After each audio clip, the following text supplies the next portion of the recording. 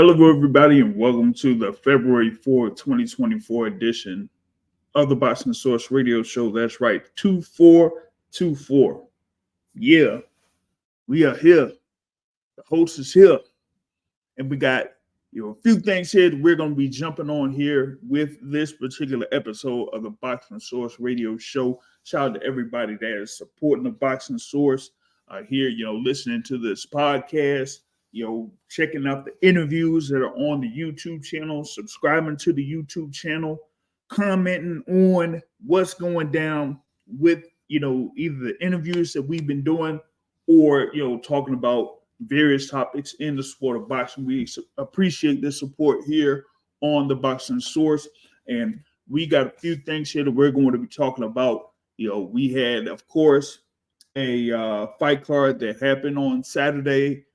That was fairly early when it comes to the U.S., but that particular fight card was to cater to the crowd in the U.K., so that is why you had that main event pretty much be on at about 3 p.m. Eastern time, basically, or whatever it is, like 3, 4, 5 p.m. Eastern time, something like that, but it was like there early over in the West Coast, but they still had that, fight go down. We're going to be talking about that. We're going to be talking about, the biggest topic that had been taking place over the course of the week. And we also, want to look ahead to what's happening on Thursday night. That will be on ESPN. You're going to have the WBO super lightweight title on the line.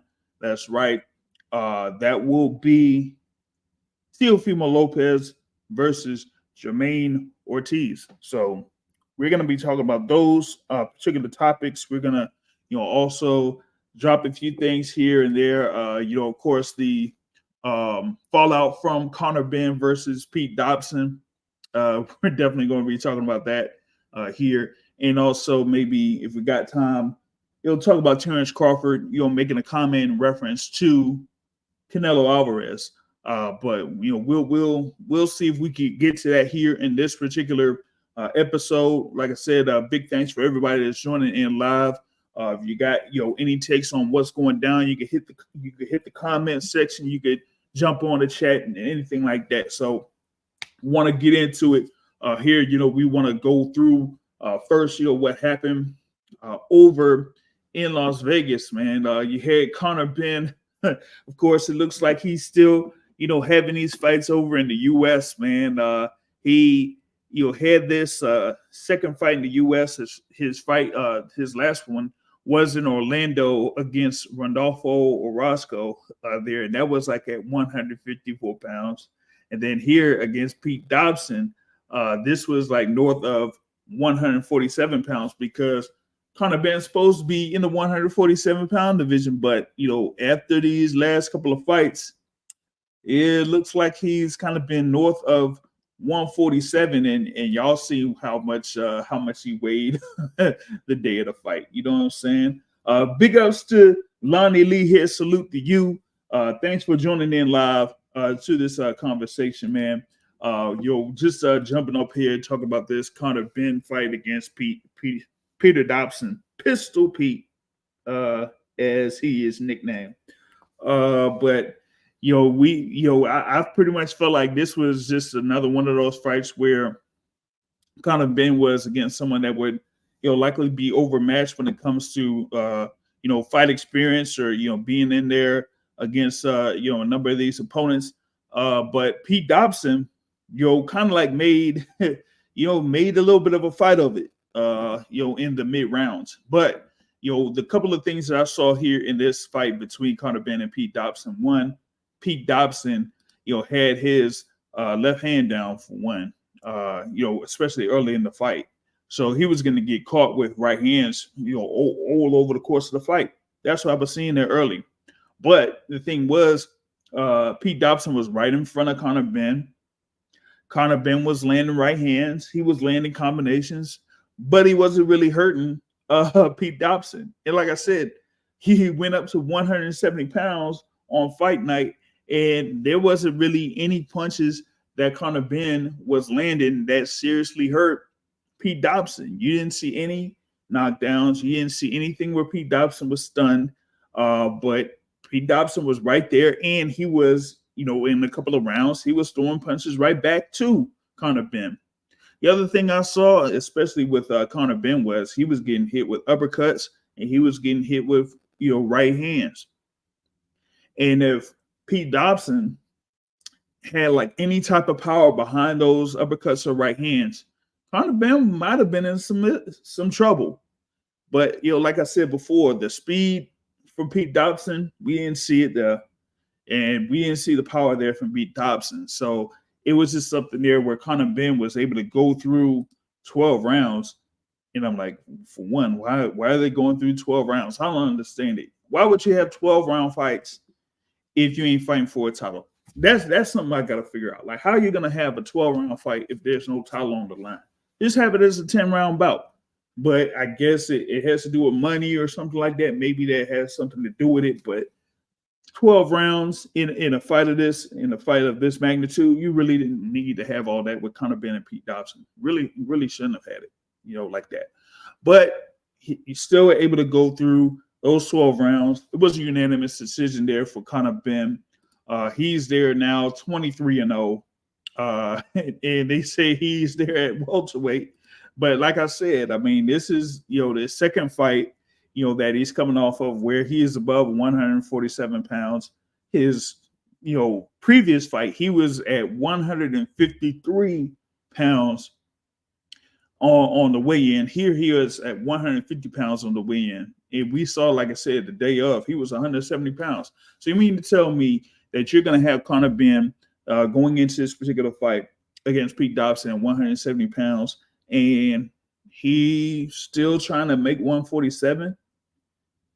He rehydrated the 170 pounds for this fight yesterday against Pete Dobson. And, some folks are saying that, hey, he'll still try to make 147. I mean, I don't know, man.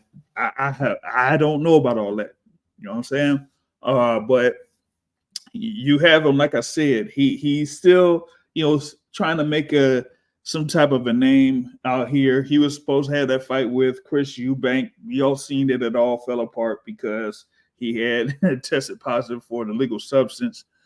He's still fighting the appeal. They're over in the UK, but he's still having these fights over in the US. So, I mean, is he really cleared from the UK? Who knows? He's still fighting those appeals. And, after this particular fight, you had, what happened in the post-fight press conference there where Bill Haney stepped in and said that, he said, hey, I'm giving you props and, maybe you can have a fight with my son, Devin Haney, there at 147. And I'm like, oh, man, here we go. Here we go with that. So now you got this whole thing about Bill Haney stepping up to Conor Benn, saying that Devin Haney could be potentially fighting him. And then the news of what happened earlier today, this is 8 hours ago, 7 to 8 hours ago, that you have Conor Benn and Tank Davis going back and forth on Twitter or X or whatever you want to call it, right? And the whole thing is like, oh, now you want to have something going where you want to fight Tank Davis. Like, where is this coming from? I have no idea where this is coming from, but you still had, Eddie Hearn reach out to Tank Davis in reference to saying that, hey, maybe you want to have this particular fight. And it's like, Tank Davis had like, he kind of like entertained it. He entertained it on Instagram or whatever it is. And, now it seems like some people are feeling like maybe that's the fight that's going to be happening. But I'm going to just be straight up with y'all. I don't see that fight happening. I really don't. We still got to figure out what's going to happen with Conor Benn as far as his status in the UK. And still, he could pretty much fight in the UK. You ain't going to have that particular fight happening, at least not in the UK. And in the US, I don't see it making much sense in the US either. Yeah, we have Tank Davis. He sells like anywhere he goes in the US, but given this status of what's went down, I don't see where it would make sense for that particular fight to happen in the U.S. He like Tank Davis still has to deal with what's going on with probation, just being straight up. So until we know what's going on with that, and once they say, hey, he could go outside of Baltimore or whatever it is, then we'll have a better idea of where Tank Davis is going to go at. That's why I like all this stuff about, oh well, there's $20 million offer from Bill Haney and this stuff for what's going down in Saudi Arabia and Turkey. LLC talking about, oh, you want 2 Ferraris, but the only thing you'll get is like 2 boxing gloves like that. That's just some back and forth talk, man. That there really isn't no legs to that.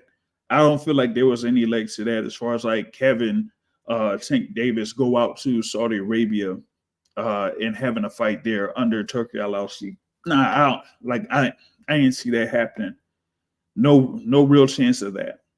So until we figure out what's the full situation there with Tank Davis, I'm not entertaining any bout with Tank and Conor Benn, and I'm not entertaining a fight with Tank and Devin Haney that's going to be over in Saudi Arabia. Nah. Now back to the thing with Conor Benn. You also had the other possibility of Conor Benn facing Devin Haney. I mean, hey, didn't we have something from Eddie Hearn a couple of months ago that was entertaining that particular bout? Remember, Devin Haney had the win over Regis Prograis, and not that long afterwards, you heard Eddie Hearn saying that, hey, we were potentially thinking about having a fight made between Devin Haney and Conor Benn. So, hey, what happened with all that? Why are you going back and forth with Tank Davis when you were talking about possibly having Devin Haney and Conor Benn fighting? So all this about like having all of these guys being mixed in as far as like potential fights here in the future, like I'm not certain about all that. I mean, you still gotta clear up a few things. I mean, you still have Devin Haney. He is the WBC champion at 140 pounds. There's still a manner of the mandatory for the WBC that would have to be handled or situated. You have other fighters out there within the division that he could still fight. You have a world champion that's out there that he could potentially fight. Now, I don't think it will necessarily happen real soon, because this particular world champion is still dealing with a hand injury. So, while he has been talking a lot, and he feels like, he could take on anybody at this point, we still have to see if he's completely healed from his hand injury. And once that happens, then we'll see what happens with Subriel Matias there at 140 pounds.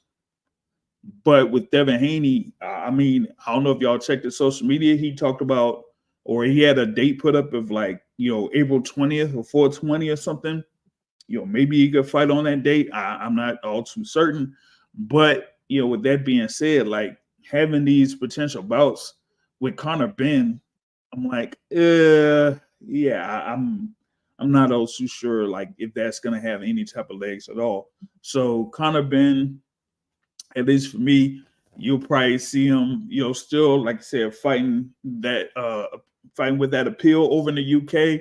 And until then, that's probably where his most lucrative bouts are going to take place at, is in the UK. And until he gets cleared for that, if he still wants to be active, he'll just be having these fights over in the US, whether it's at, the Orlando, you know what I'm saying, or in Las Vegas, in a small venue in Las Vegas.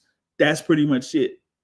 Outside of that, you ain't gonna see him involved in a fight of magnitude of, say, Chris Eubank, or like I said, potentially against Devin Haney, unless they say, hey, maybe you have Devin Haney and Conor Benn fighting in Las Vegas.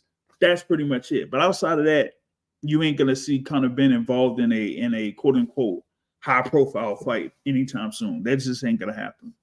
You know what I mean? So, that was, my take about that. Pete Dobson, he has his first loss of his pro career.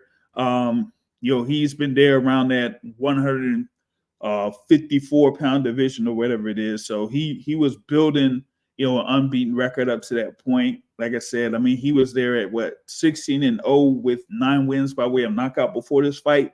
So, like I said, with the whole thing with the power, I just really didn't see that out of Pete Dobson. So that that was my thing. I felt like, before the fight, I just felt like it was just something there for a showcase fight for Conor Benn and seeing if he could get a stoppage win.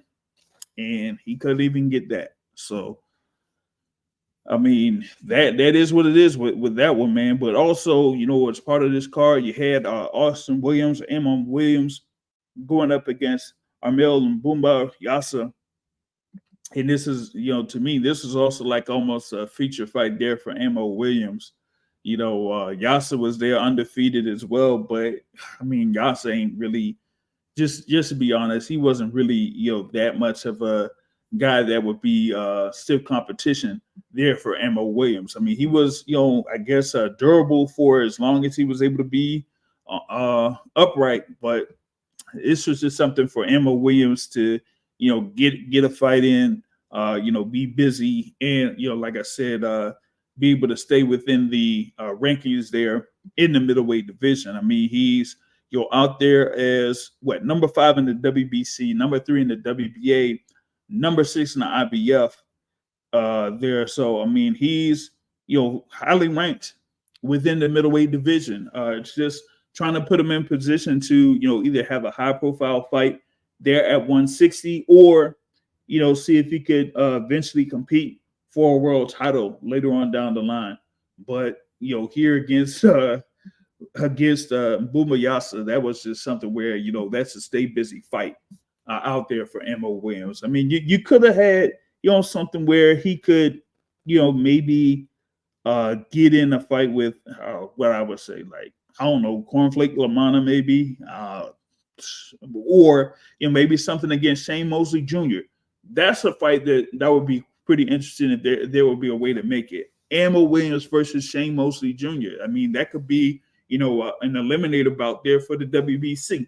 But, as of right now, they haven't really, made any progress of, making that. So as of right now, that's the only thing they could do here for Ammo Williams is just, have him in these particular, feature bouts against like a Steve Rolls, which we had in this last bout, or Amel Yasa in this one. So I'm like, yeah, this card was just something that, just to be honest, it was just put together to, feature these guys like Conor Benn and Austin Williams. You know what I mean?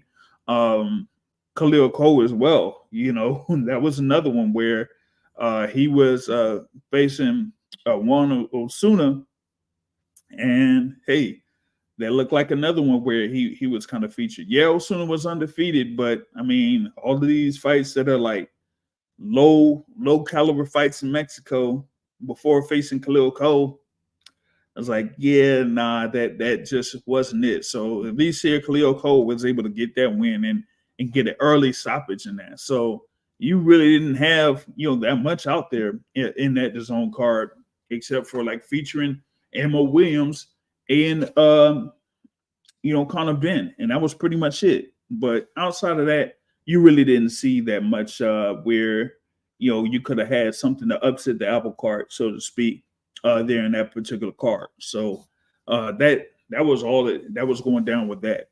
You know what I mean? So next up, man, let's see what we're gonna do.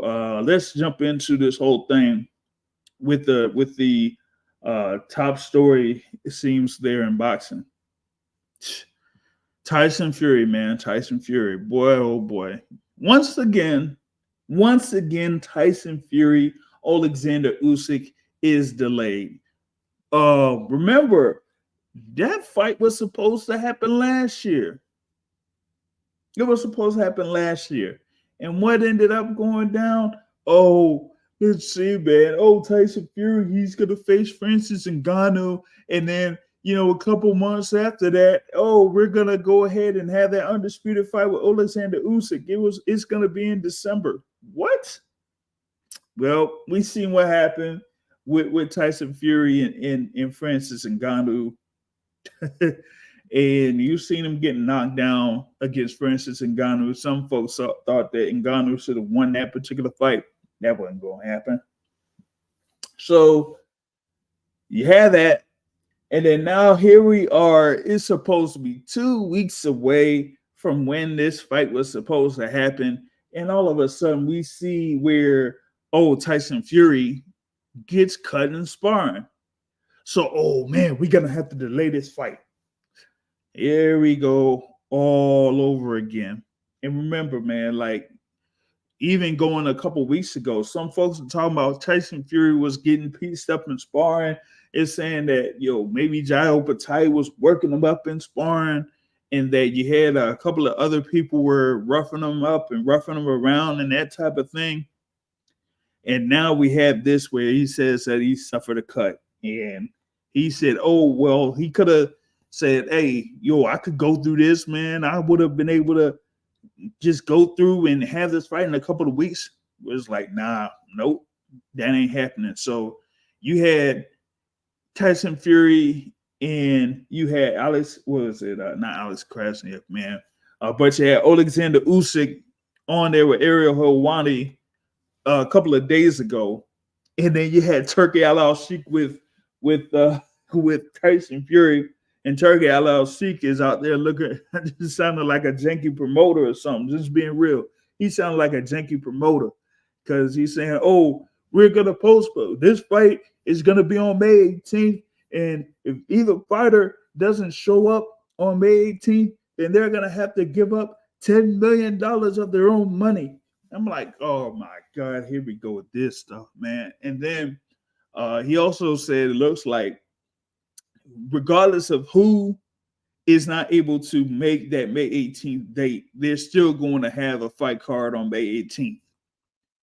And that if it isn't Tyson Fury, then Oleksandr Usyk is going to fight someone of their choosing or whatever it is. But if Oleksandr Usyk doesn't make it on May 18th, then Turki Al-Sheikh is saying, Tyson Fury could fight winner of Anthony Joshua, Francis Ngannou. I'm like, oh my goodness, man. Like, some of this stuff is just, it's wild to me. I'm just being straight up. It's like wild. Like either y'all are gonna have this undisputed fight or not. That's my thing. Regardless of what these other sanctioning bodies are talking about, mandatories or anything like that, either y'all are going to have this fight between Tyson Fury or Oleksandr Usyk or not.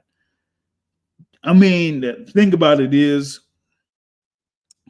ever since you had these two guys pretty much get the wins over Deontay Wilder and Anthony Joshua, respectively, a number of fans hadn't been really all too, excited about this being an undisputed title fight.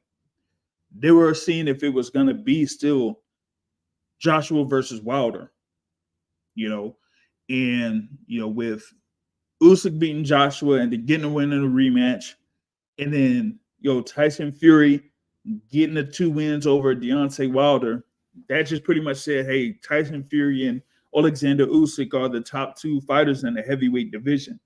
And that, eventually they say, hey, they're going to have to face each other to see who's the top guy at heavyweight.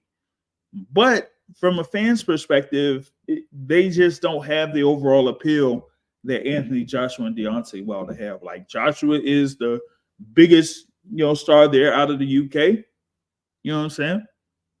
And Deontay Wilder is the the top U.S. fighter in the heavyweight division, up to this point, up to recent times, right? So they were saying UK, US, those 2 fighters getting it on, that would have been the fight. But they just had those hiccups along the way. So we end up getting Fury versus Usyk, and we all know Usyk is not or hasn't really been a draw in the heavyweight division. So there's that. And then Tyson Fury, yeah, he's had, those fights against Dylan White, he's had the fight against Derek Chisora, but he doesn't have the overall appeal that Anthony Joshua has. So, for me, if either one of these fighters were, as popular as, maybe Fury claims he is, we would have had this fight already. But the interest is not really there, and I don't really think the money is there. So that's why it's like being delay after delay after delay for this particular fight. But May 18th, that's what it's looking like for this one to have or to take place, man. And I'm like, well, yeah, if folks ain't really all too excited about it, then you might as well just have that fight and get it over with and just move forward after that. Like, no need for a rematch, none of that. Just have it one and done, fight for undisputed, and then that's that. Whoever wins is the number one fighter in the heavyweight division. No need for a rematch for that. Because if you're having all this trouble just to have the first fight, what's the point of having a rematch? I really don't see it. So might as well just have this one fight and then just let it be as such. You know what I'm saying? So you had that, and the whole thing with Turkey Usyk in that one, man. I had talked about, the whole thing. He had those comments about Tank Davis, which was, kind of wild. And then you also had something else with Turkey Usyk that stuck out to me. And that was the whole point about the mandatories, and he talked about the IBF mandatory challenger, and he was saying, hey, man, there's a mandatory Filip Hrgović, and I propose this to Filip Hrgović. I have 6 opponents for him. I have Dubois, I have Bacoli, I have Jarrell Miller, I have Cabello, I have Sanchez, and I have Jared Anderson. I'm like, what? Like, wait a minute. Like, all of those fighters, you mean to tell me that all of those fighters would just be readily available for Filip Hrgović on May 18th? Like, come on, man. Look, if you're gonna have something going down with Filip Hrgović, man, then just say that. But a lot of these fighters that he's mentioned, like for example, Frank Sanchez and Nugget Cabello. Why don't you just go ahead and make that fight? Didn't the WBC order that fight as an eliminator bout? Yeah, I think so. So why don't you just go ahead and have that happen and just take care of that and get that out of the way? Why don't you just go ahead and fund that? You've already had Cabello and Frank Sanchez on your last card in December. They won their fights in December. So why not just have those two guys fight each other? There, you knocked that out of the way, right? Then you got Daniel Dubois. Why don't you have him fight Martin Bacoli? How about that? Daniel Dubois was able to defeat Jarrell Miller, stopped him, let him go up against Martin Bacoli. That could be a WBA eliminator right there. Martin Bacoli is, there is the number one guy in the WBA heavyweight rankings. Go ahead and have him face Daniel Dubois. There, you just knocked that out. And Jarrell Miller, well, yeah, Jarrell Miller, just sorry, man. Like he just, just had a real bad performance. There's no point of having him be out there, man. I'm sorry, he just shouldn't be out there. And the thing with Jared Anderson, we'd have to find out like what Jared Anderson is going to do, like what path is he going under, because he's supposed to be up there, in the rankings and all of these heavyweight rankings. But talked with his trainer a number of times, and they said that they're bringing him along, step by step and everything like that. So as far as like he's concerned, Jared Anderson, will probably, hang around these rankings until they say that he's fully ready. I've been calling for a fight between Jared Anderson and Efe Ajagba, for about 2 years, but they're not going to, have those two guys face each other. They're not. Top Rank isn't going to do that. I just feel like that's not going to happen. So Jared Anderson, they're probably going to have him in another feature bout later on down the line here, probably within the next couple of months. I know that he's been calling for, that fight with Filip Hrgović, and Filip Hrgović said, he had his comments for Jared Anderson after Hrgovic's latest win, but I just don't know if that fight's going to have any legs to actually happen. So I'm not all too confident in Filip Hrgović versus Jared Anderson. I'm not confident that fight happens next. So whatever Turkey LLC gets talking about there with Filip Hrgović, man, it just don't even sound all too well, man. I don't even like what that what he was talking about. That was just some just to be real, that was just some funny stuff, yo. That was just some funny stuff.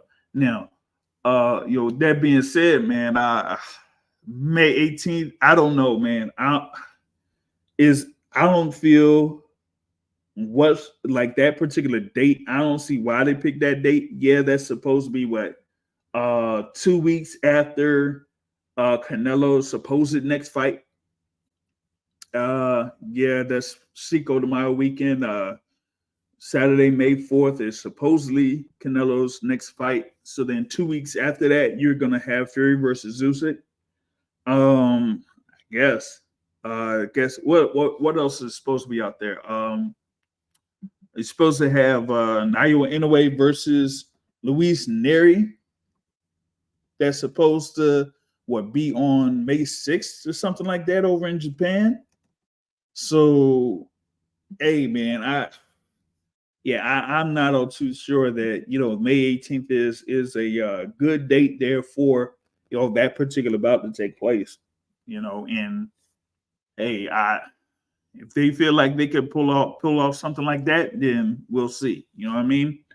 But yeah, I don't see how that's gonna materialize.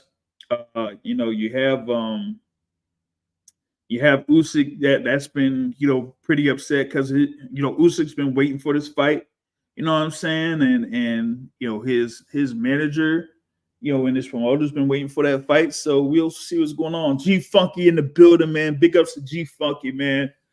Big out there in California, man. Was able to chop it up with him a couple weeks ago out there in Sacktown, California.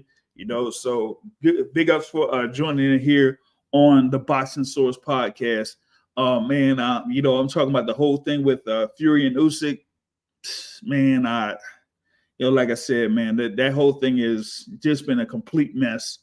Ever since they said that they're supposedly fighting each other for undisputed, it's been a complete mess. And when you have Usyk's team just being upset and not really liking that this thing has been pushed back and pushed back and pushed back. We had that fight against Daniel Dubois, and we've seen what happened with Usyk and Dubois. And so it's like, that's why I feel like a lot of these fight fans are like saying, you know what, let's just have this whole thing with Fury and Usyk over with. Let's just go ahead and have this fight, get it out of the way. We'll just have an undisputed champion at heavyweight. And then after that, then we'll see what goes on. Because, this whole thing with Fury, we had the whole little ordeal with, with Klitschko. And then after that, he had the ordeal with Deontay Wilder. And then now, here we are with this. So it's for some, it's like Tyson Fury being Tyson Fury. Like, it's almost like, yeah, let's go ahead and get this thing over with and just have him just fight. And if he beats Usyk and becomes undisputed, then he becomes undisputed. But if he loses and Usyk wins, then, hey, it'll just be Usyk that'll just be the guy that has defined the era here in the heavyweight division, having his wins over Anthony Joshua and Tyson Fury. You know what I'm saying? And yeah, he does have that, the win over Dubois too. So is that, you know what I mean? But that, that's what I had on that, man. What's next up?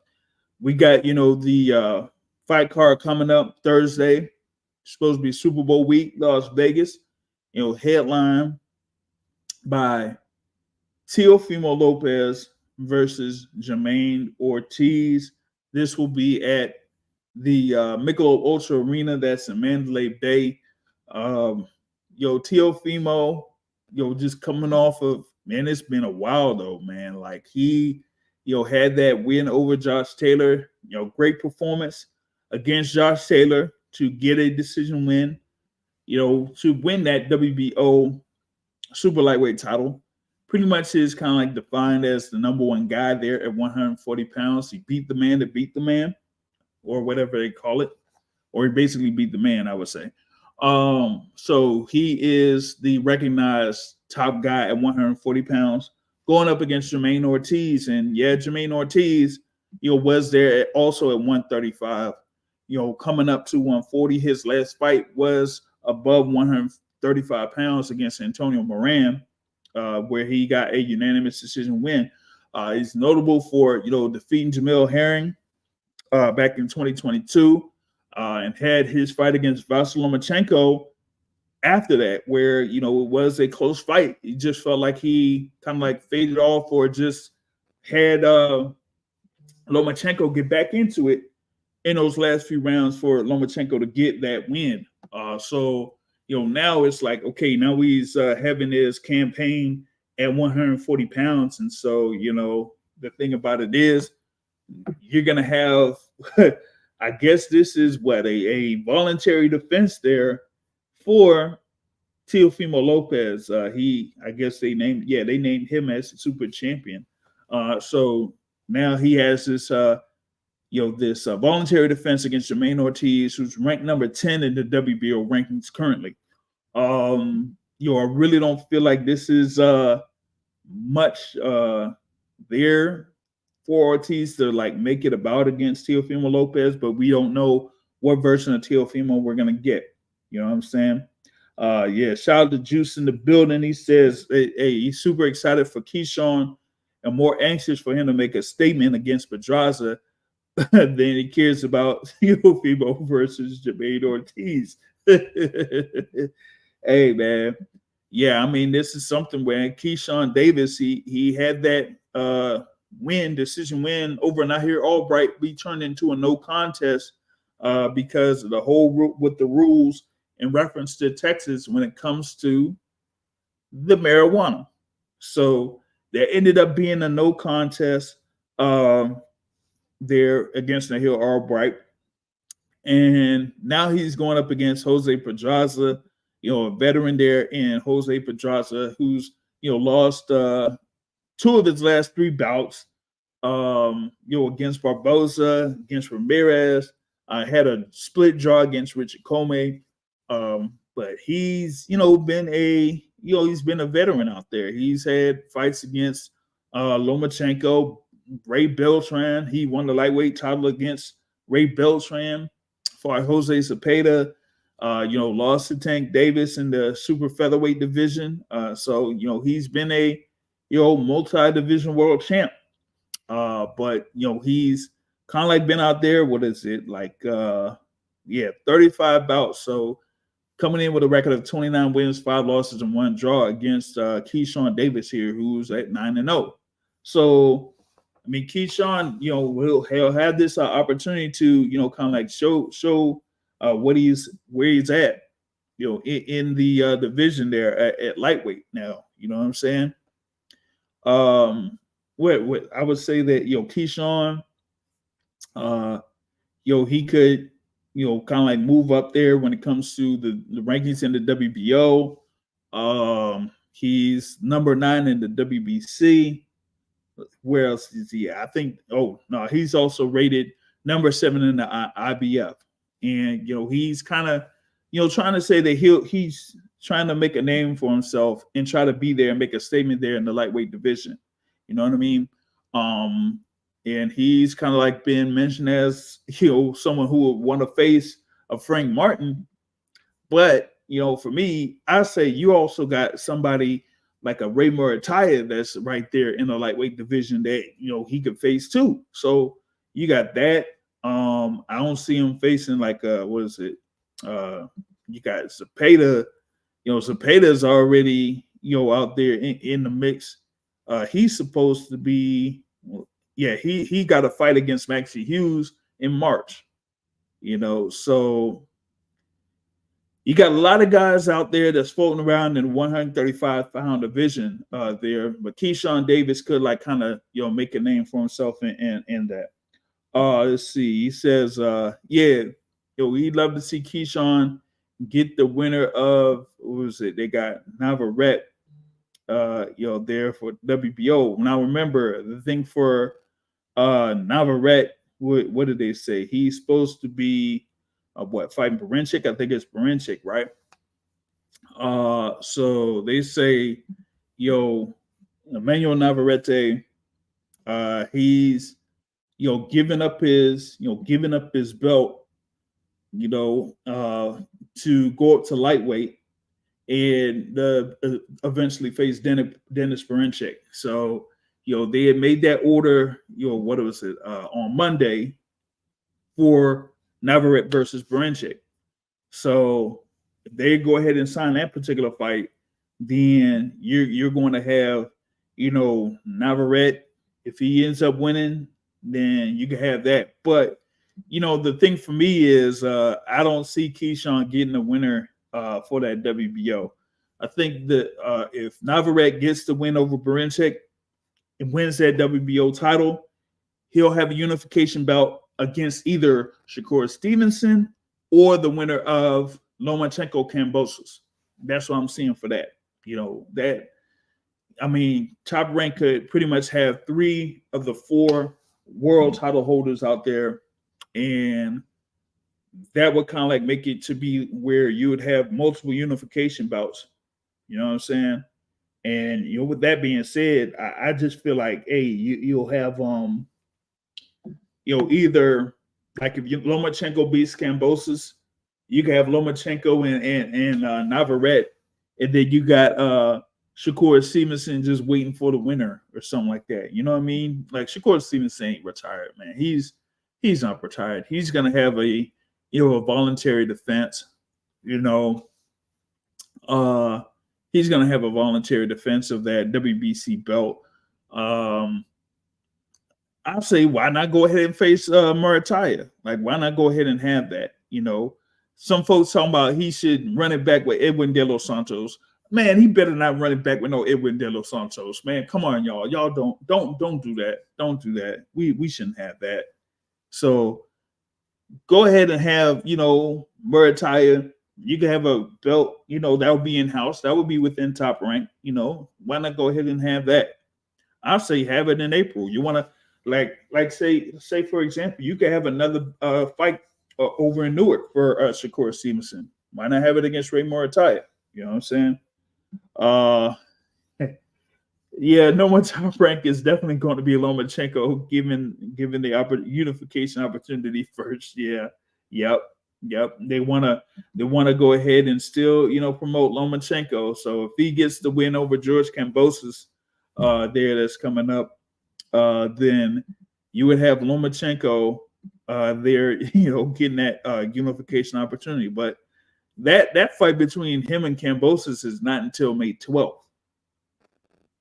So that's still the ways off. That's still about 3 months off. So we got a long way to go there in that particular instance. So we'll see how that situates itself in the lightweight division.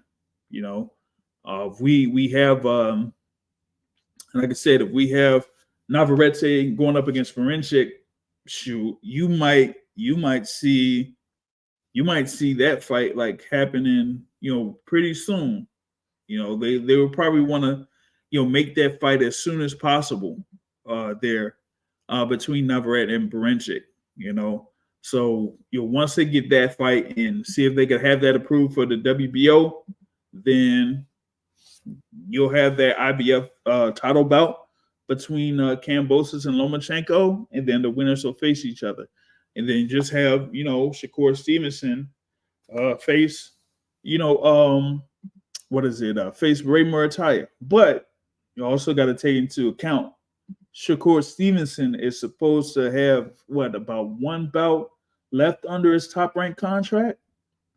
So what is Top Rank doing in this particular instance? Are they going to have him face Murtaya, or are they going to say, you know what, we're holding on to this last bout until we see what happens with Lomachenko and with Navarrete, and then say, hey, we'll propose this to you. We'll have you face either one of those guys, and then you face them and beat them. Then you get, like, say for example, he could have him face Navarrete. If he beats Navarrete, then you get Lomachenko. Top Rank could possibly do that, So as far as like the overall status there for Shakur Stevenson, if he's going to stay there within Top Rank, those are probably his best fights available as of right now. Is a Lomachenko later this year, or a Navarrete later this year, or like I said, in the meantime, just have the thing there with Ray Murtaya. But he's like, Shakur Stevenson is not really in a good spot there at 135, given where he's at in Top Rank and given the current state of his contract. So we'll have to see how that, shapes itself out. Just real quick here before I get into, back into the thing there with Teofimo Lopez and Jamaine Ortiz. Big thanks for everybody that's joining in live here on the Boxing Source podcast. If you enjoy the content here, or you just are supporting the Boxing Source, you can hit us, hit the like button. You know what I'm saying? If you support us, hit the like button. We have more content here for you. Of course, we have interviews that are available out here. You still had folks still talking about, what Gary Antoine Russell said in reference to Subriel Matias. We had, what it was back in December, we talked with, with Zhilei Zhang. We had Tommy Lane on here, talk with Tommy Lane about the upcoming fight between Zhilei Zhang and Joseph Parker. So you want to go ahead and check that out. We had, some more content here for you that, you'll be able to enjoy and just be able to check out here on the Boxing Source YouTube channel. You know what I'm saying? So, yeah, but back on this whole thing with Teofimo Lopez and Jamaine Ortiz.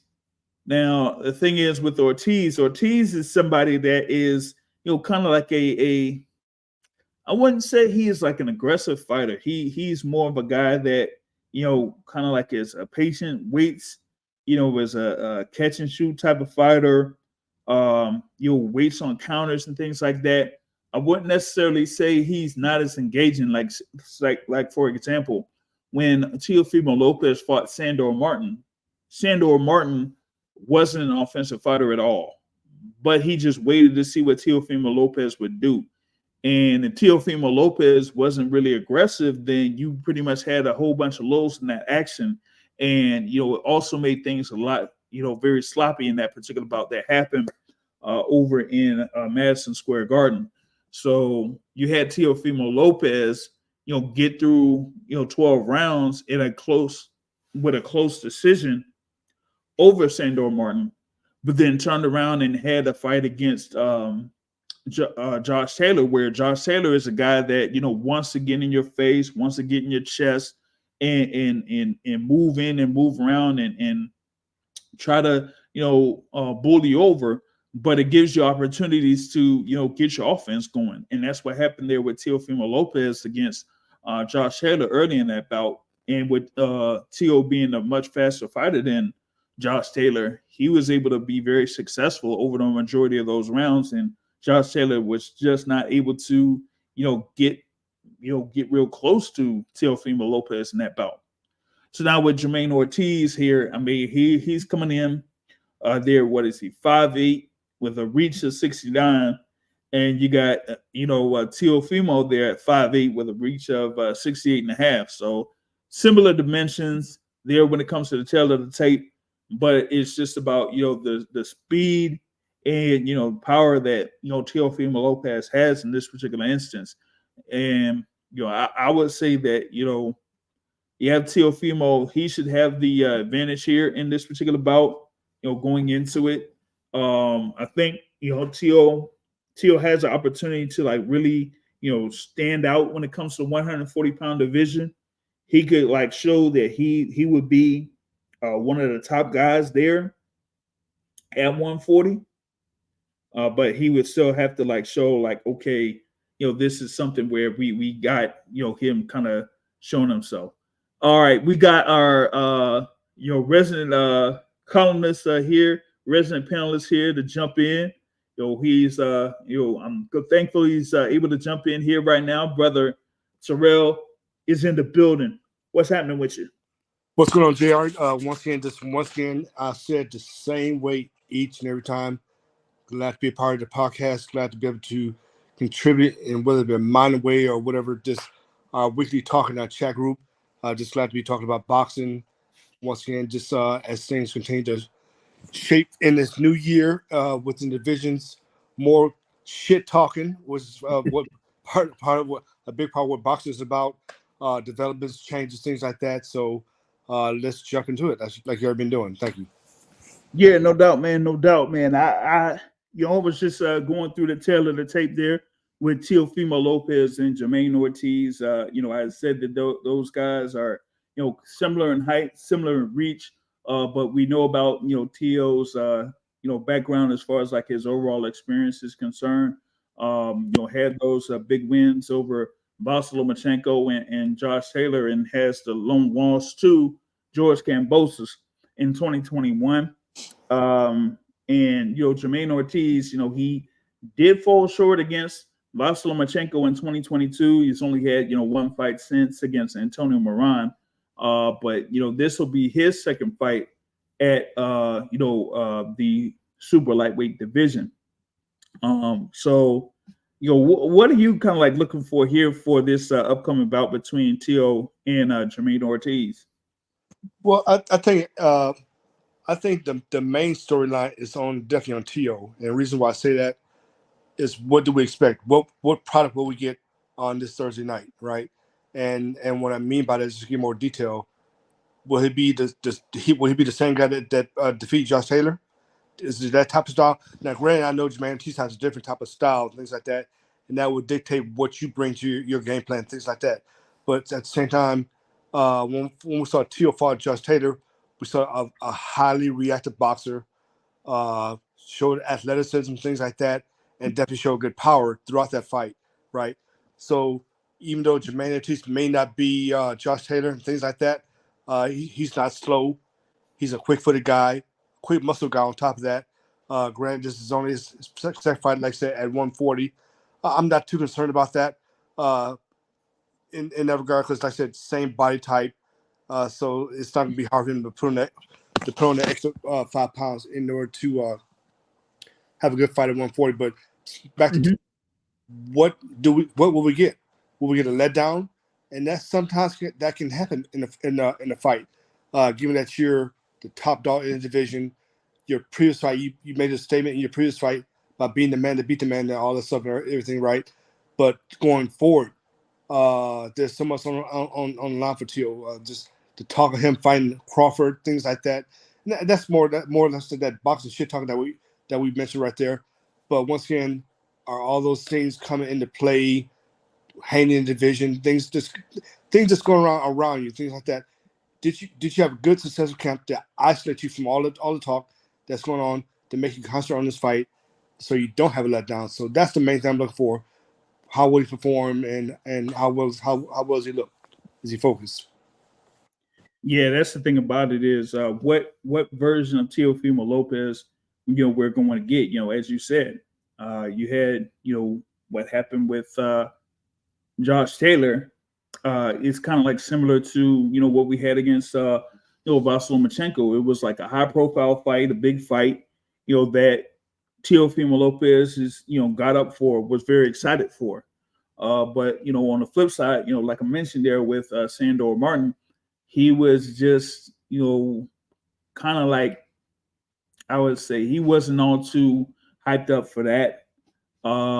It made for a really sloppy fight, and it almost got to the point where he almost lost that fight.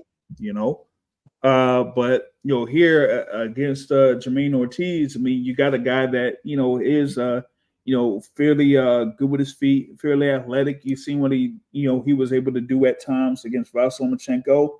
How would that make for a good style matchup against Teofimo Lopez? That's the thing that I'm looking for here. And as I mentioned, Teo is kind of like as the is the guy that's supposed to be the number one guy at 140 pounds.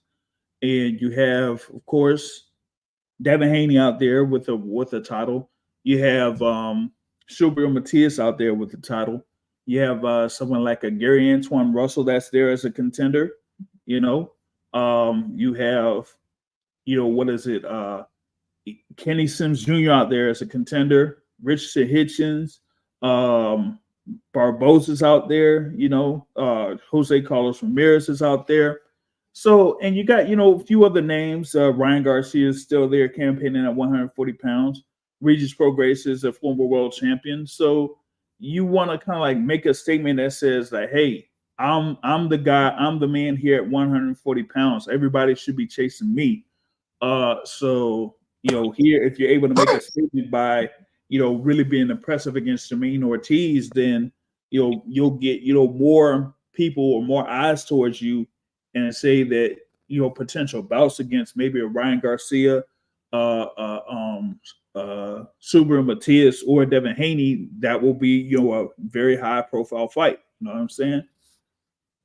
Not to mention Mr. Raleigh Romero as well.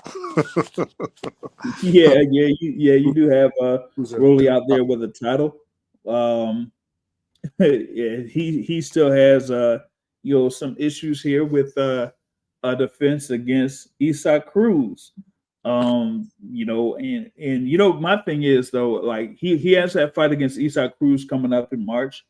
But after that, if he's able to get past that Usyk Cruz bout, I think they'll still try to get him in a rematch against Ismael Barroso. So I don't know how that will sort itself out with that.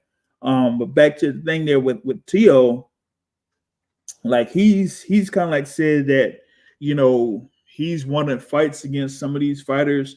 They had something going with him and Ryan Garcia, and it looked like he ended up turning down a bout with Ryan Garcia. So it ended up having him. This is why we had this bout coming up here against Jamaine Ortiz, is because he turned down a fight with Ryan Garcia. So I don't know, man. If he goes through and he gets this win over Jamaine Ortiz, I don't know if they're going to revisit a Ryan Garcia fight. Maybe he'll have something where he could potentially face, I don't know, Devin Haney maybe. Well, I don't know. Devin Haney is talking about fighting Conor Benn.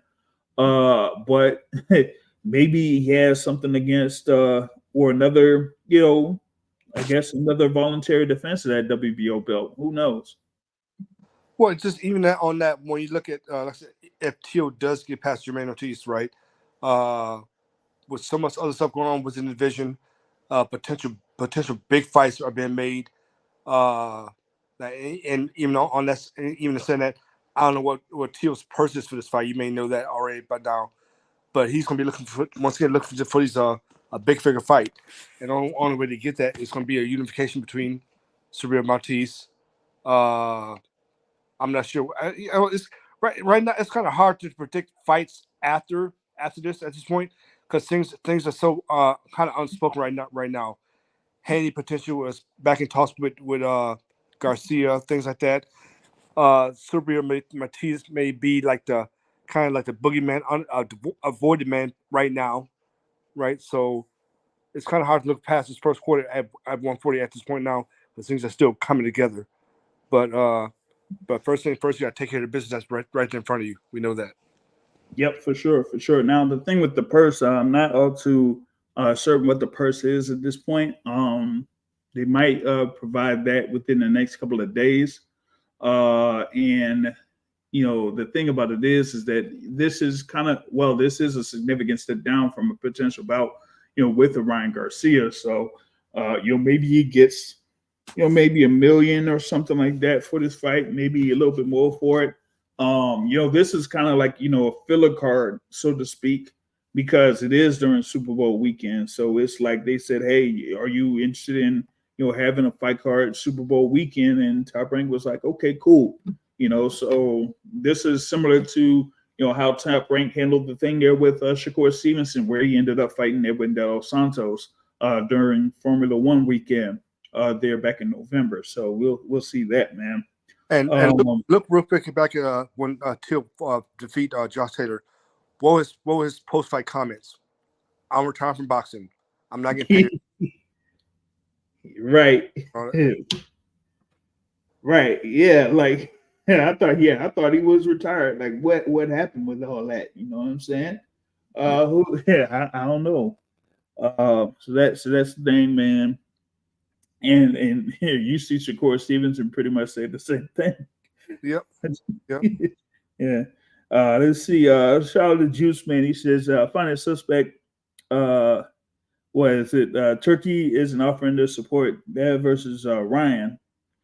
Yeah, Turkey LLC didn't really mention that. He mentioned something with Tank Davis and potentially with him and Devin Haney, but not Devin Haney and Ryan Garcia. I find that interesting. But there has been some rumblings that there's an outside chance Devin Haney and Ryan Garcia could be fighting in April. I don't know. But, like I was saying earlier in this podcast, I feel like it's going to be Devin Haney versus Sandor Martin there, as the next defense there for Devin Haney, because, that fight that he had against Regis Prograis, he was able to move up and kind of like, unseat the mandatory there by being the WBC champion at 135. So he was able to get that and be able to win. And so, now it's like we're just waiting for the WBC to kind of like name that mandatory for the 140-pound division, which is Sandor Martin. It'll look like. So we'll see how that goes with that. But yeah, the you have that Teofimo Lopez, Jamaine Ortiz. That's the main event. I did mention, before you got on here, thing with Keyshawn Davis, there at 135. He has a fight against Jose Pedraza. He's trying to, kind of like make a name for himself there at the lightweight division. And, he's kind of like saying, hey, I mean, I'm trying to, be on the scene at lightweight. We was talking about potentially having a fight with Frank Martin. Yeah, I don't see where that was gonna happen. But he's still there as a up and coming contender there at lightweight. So maybe he has this fight coming up, and then maybe another one where he faces, I don't know, Yoshino maybe or something like that. You know what I'm saying? But I just don't see where Keyshawn Davis could really kind of like position himself for a world title shot until next year. He'll just have these fights against like against Pedraza or somebody else that's probably has a name but is kind of like past it. You know what I'm saying? Yeah, that's what it's looking like. Yeah, I totally agree with that because I think at this point it's fair to say that Pedraza would be his best opponent today yet. Definitely as far as name and far recognition, and probably just a period. Even though Pedraza is a bit past his prime, we know that, but still and I'll say this about Keyshawn, he's a good, solid fighter, right? Does he do anything exceptional? Well, no. But he's not your super uber prospect at this point. He never really was. I mean, it's a matter of fact that he's come up in this era, self-exposure, self-promotion, things like that, as far as to take advantage of the things of this era. But as far as in-ring performance, he's a solid fighter. He does a lot of things very, very well. Is he a great fighter? No. And does he have time to get there? Of course he does. But right now, I think this is definitely commensurate to the opponent that he should be fighting right now. So, and like I said, unless he goes out and blows Pedraza out of the water and fights 2 more times in this year, and has those same type of performances. I mean, that's the only thing that would quicken this path to a world title fight. But like I said, like you just stated, just keep it steady, keep improving, things like that. Make sure you don't take a step back in your competition level. And then, like I said, next year should definitely open a path for his first title shot, especially with things now being, in a sense, opening up at 135 and everything. So definitely. Yeah, yeah, like you were mentioning there, things are opening there at 135. And after what is it, like May or something like that, you'll see, who will be holding these world titles at 135. And after that, you could see if Keyshawn Davis could, kind of like figure out how to get into the picture there, whether it's going to be, by the end of this year or by sometime next year. Because for me, I just feel like the thing for Lomachenko, I think after this year, I'm not seeing where Lomachenko could like continue his career after this year. He'll have a couple of more fights here at 135. See if he'll have opportunity to maybe figure out a way to become undisputed at 135. But other than that, I don't see him really like continuing much further than that. So, once that clears up, then maybe Keyshawn Davis has an opportunity to, get himself in the ring there, man. With that. Juice says, I don't know better talent than Keyshawn in boxing with only 9 fights. We probably could find like somebody out there that, I don't know, maybe could be a little bit better, but I mean, his level of competition has kind of stood out over everybody else. Getting another great columnist in here to chime in is the boxing academic is able to jump in here for a little bit, talk some boxing. What's going on, boxing academic? Not much. Hello, I am black every month. How you doing? Hey, what's up, Mike? Big facts, big facts. I didn't realize that. I didn't know that. Hey, tell us to the rest of the world, man. Now they know. Now they know. Oh man. Yep. Yeah, who said that Keyshawn is the best 8-fighter person? Who said that? That's there's another Juice here. It says, "Yo." Oh man, Juice. It with only 9 fights, Yeah, So, I think we can find some other people, Juice. I'm not. I don't know about that one. He good, but I think when pressure gets, it'd be interesting to see how he performs when the pressure gets going, and he ain't fighting people that he's better than.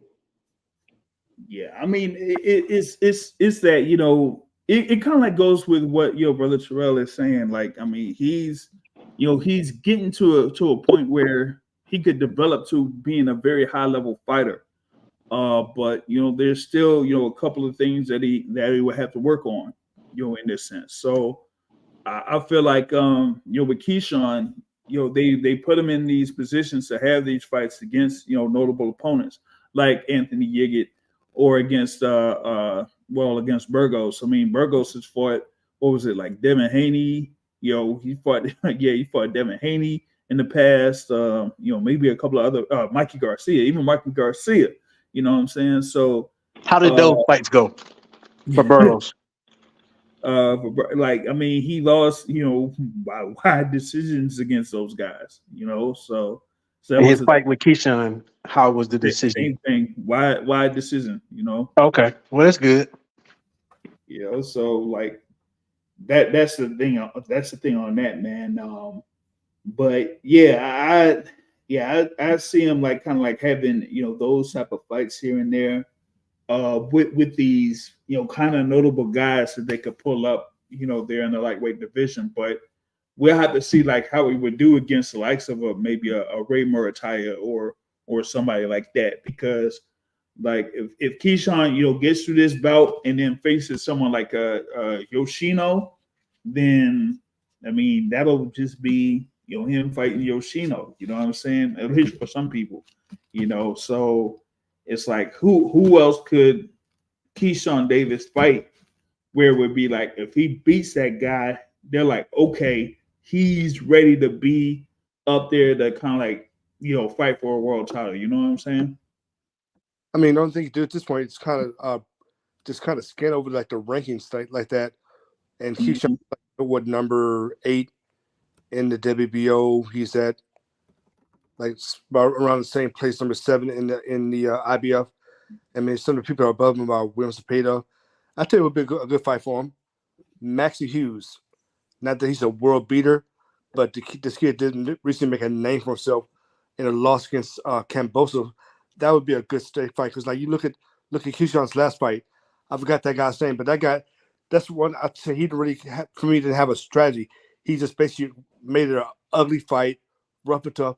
But what I like about Keyshawn, he kept his composure throughout the fight, throughout the little antics that the guy was doing, and he just got and just got a good win in that fight. So, and that's part of your makeup in type of the type of people that you face. Everybody does not fight the same. Some people are boxers, some are punchers, things like that. Some don't have a clear strategy to win. Some may want to make it ugly, but can you figure that out? Maintain your discipline, mental discipline on top of that. That's really important there, and find to win that fight. And one thing we always talk about, the higher you go up in competition, those kills are not going to become like that. Once again, because you're going up in competition like that, so it's more mental once you get to that top echelon as far as maintaining who you are, having a plan A, plan B, plan C, things like that. So he's right where he needs to be right now, in the middle, become a contender, on to better than that. So kudos to him. Like I would have liked if Keyshawn would have faced Maxie Hughes, there instead of the thing there with Pedraza. It was just that not soon after the fight against Nahir Albright, which was Keyshawn's last fight. That was the fight that they were willing to set up. So once they had secured that, then that kind of like was it. And I think it was I thought that he was supposed to have that fight. What was it, in December or something like that? I thought it was supposed to be in the Miami area. It was just that he had that whole little thing that went down with the no contest. So that's what kind of like scratched him out of that fight card. So that's why that particular fight between Keyshawn and Pedraza didn't happen at that particular point, I guess. But after that, you got this whole thing with him and Pedraza. But yeah, Maxie Hughes would have been something that would have been a good little matchup for him. The thing with Maxie Hughes is he's going to be in there against William Cepeda on March 16th. So yeah, Hughes did have that close bout against George Kambosos. That was an eliminated bout of sorts.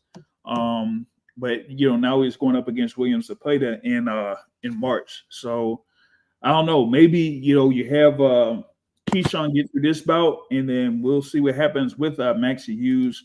After this, if he ends up, I don't know if he ends up falling short, maybe by decision or something, I guess, against William Cepeda, then maybe they'll have Maxie Hughes go up against Keyshawn Davis next. But after that, I'm not all too sure. I just feel like with Keyshawn, where he's at right now in the lightweight division, he's gonna eventually need to have those bouts to say, hey, is he just floating around as a mid-level contender, or is he gonna be above that against someone like if he potentially faced William Cepeda, or maybe one of those world title fighters later on down the line here at the end of this year or probably next year.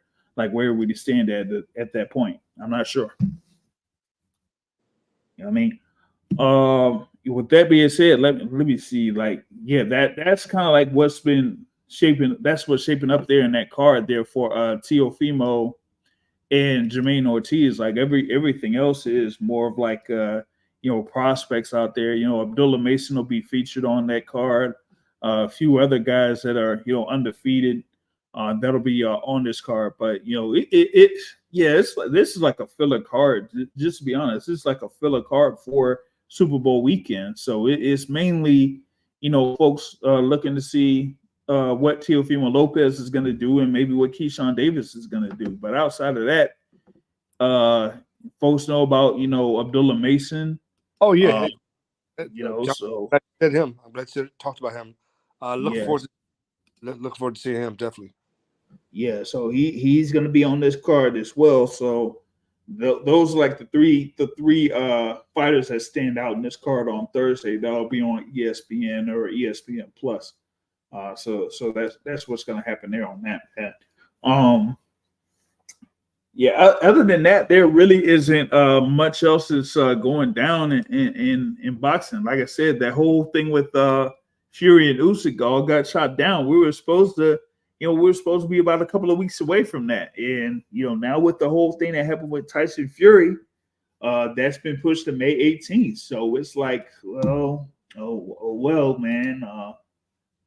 Fury Usyk May 18th, and Turkey Usyk looks like he's trying to hold the feet to the fire for both of them to make that particular date. I don't know how he's gonna do that, but that's gonna be something, man. For which date?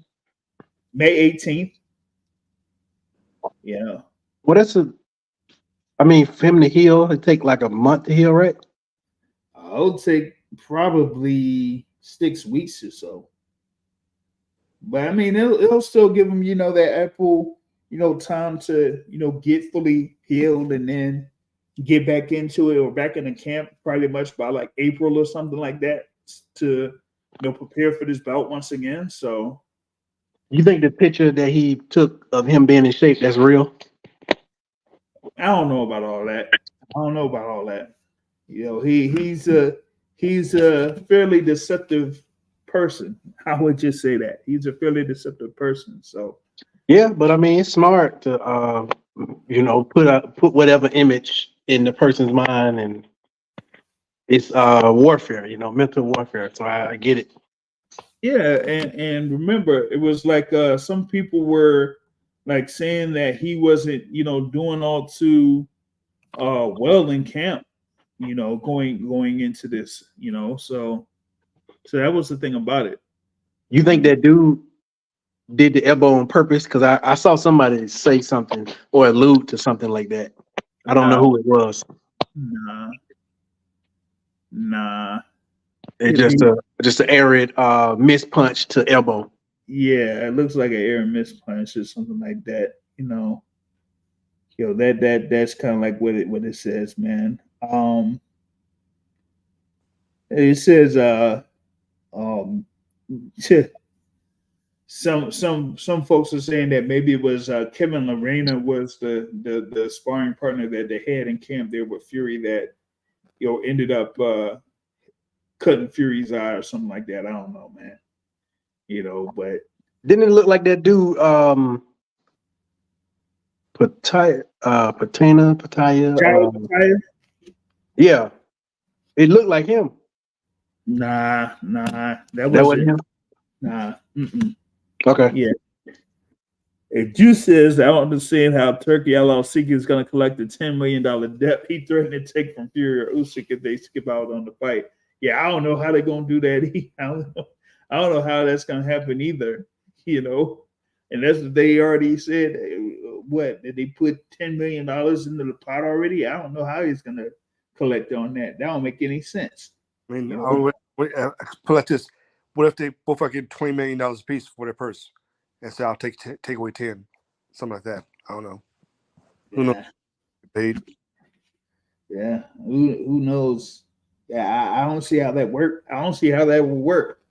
What they'll say, like that they signed off on something like this. How is he gonna make do on that? I don't see how.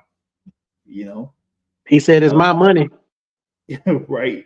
Yeah, that's the thing. But the only way to do that is like if he already, had given something in advance or something. I don't know. You know what I mean?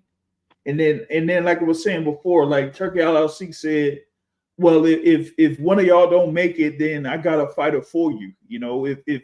If Fury doesn't make it, then we're gonna put in Usyk against somebody that we choose, and then if Usyk doesn't make it, then Tyson Fury is gonna fight Anthony Joshua or rematch with Francis Ngannou or something. I'm like, how can you make that whole stuff up, man? I don't understand all that, man. So they actually did say that, or that's just like internet rumors? That's what it looked like he was saying in that whole conversation there with Ariel Helwani on Helwani's MMA hour joint that they had a couple days ago. I just don't understand that. Like, this is the same Ariel Helwani. I mean, not Helwani, but Turkey Usyk that said, and about Philip Hergovich, he's an IBF mandatory, and you talk about IBF mandatory. Well, we got 6 opponents for Philip Hergovich. I'm like, how can you name 6 opponents for Philip Hergovich, there when he's the IBF mandatory? If he wants to enforce the IBF, he could do that. That's not really up to LLC. That's up to that's up to Philip Hergovich and the IBF. If he wants to activate that mandatory, he can do that. That's no different than if Boots activating his IBF mandatory, after Terrence Crawford won the undisputed title. So there's a whole thing with that. But I guess he's saying you ain't gonna get the purse I'm offering you if you don't fight who I tell you to fight. Well, that's I was going to suggest too. Money talks. Money talks. Yeah, that's the thing about it, man. Money talks on that instance, man. You know what I'm saying? Money definitely talks on this. Hold on, let me see, man. We got someone here that is about to see if he could jump in. I'm gonna see if I could get the link on there for him. On that. So this better not be MVO talking shit to me. No, it's not gonna be. It's not MVO, man. I was about to cuss his ass out. I was ready to cuss him out too. Chop this up and tell him that's what I was ready for him. I better not see him on this show. That's what I'm saying. Oh man, you ain't caught out there, man. Oh man. Hey, what's up, D Block, D Town, D City, D-Ville in the building, man.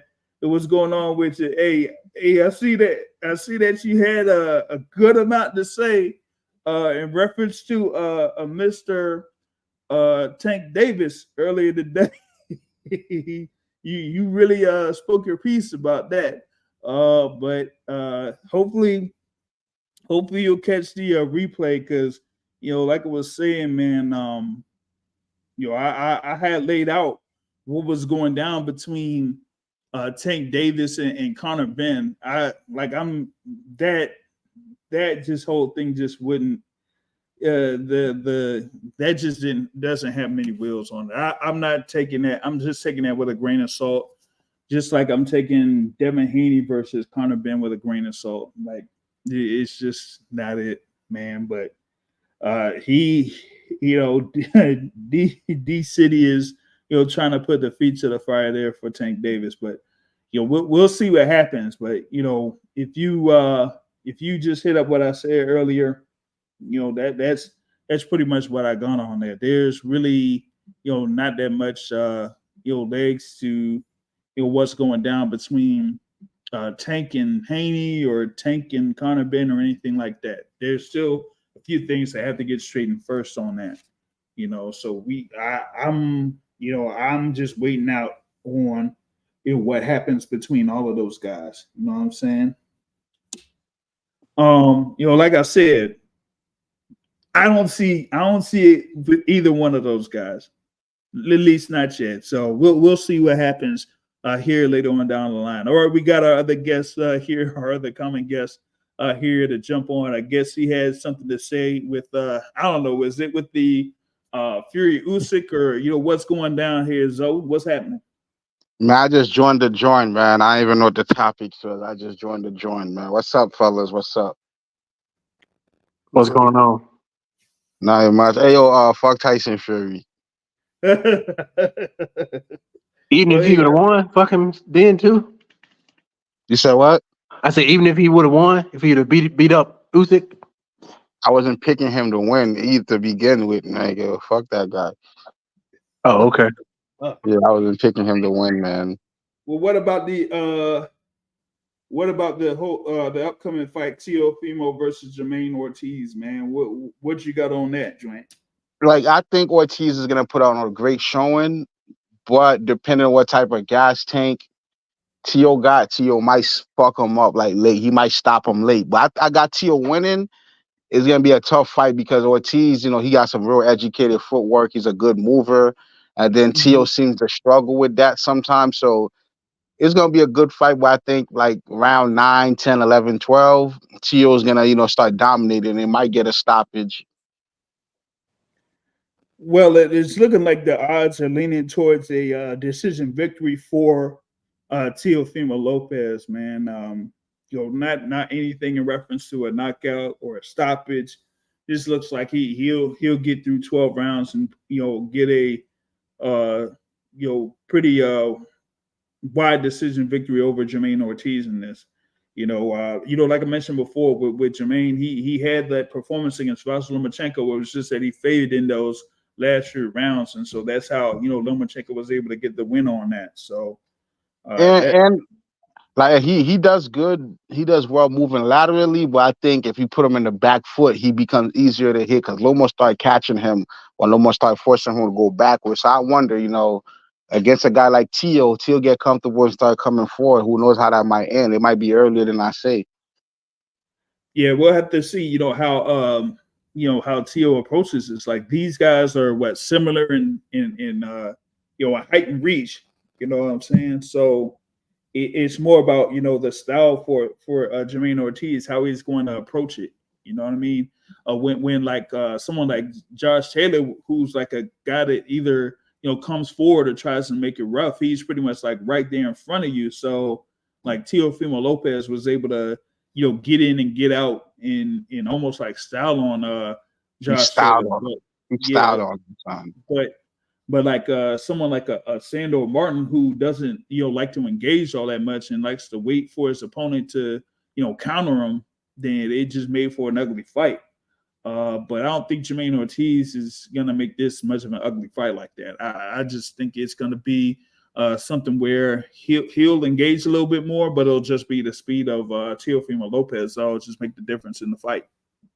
Man, I think he's gonna get hit with a lot of lead rights and a lot of hooks, man. I think he's just gonna get caught moving backwards, man. I really think that's what's gonna happen, man. It's gonna be difficult. It's gonna be difficult for a couple rounds. He's gonna have his moments where he make Lopez look bad. But I think at the end of the day, Lopez is gonna start put him in the back foot and restart landing and wailing on this nigga. He is a nigga, right? No. I was asking, nigga. He got Jermaine, But his last name, though, man, come on. I know, but Jermaine. it ain't Jermaine, like who? I have no idea, man. Like, I thought he was a nigga. Jamaine Ortiz, like I know what nigga Ortiz is. Like I don't know, man. He's out there in Boston, yo. I have no idea. I just want to say that this basketball dude is making me feel uncomfortable on the show. I just want to kind of say that, you talk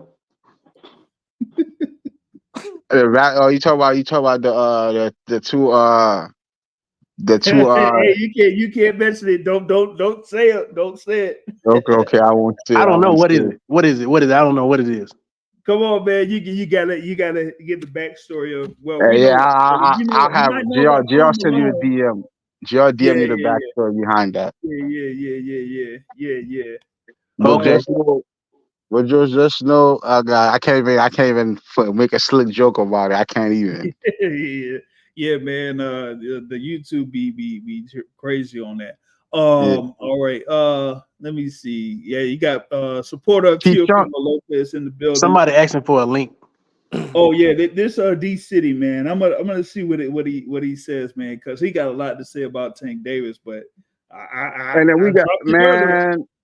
dropped. Wait, hold on. I dropped it earlier. I said those things won't have much legs on it. So, I mean, we got what we had. What happened over the past day. So, but I dropped the link. For D City to get on here. He does have a good amount to say, but I'll probably end up saying what I said earlier because, like, there's a reason why some of these things aren't necessarily happening when it comes to Tank.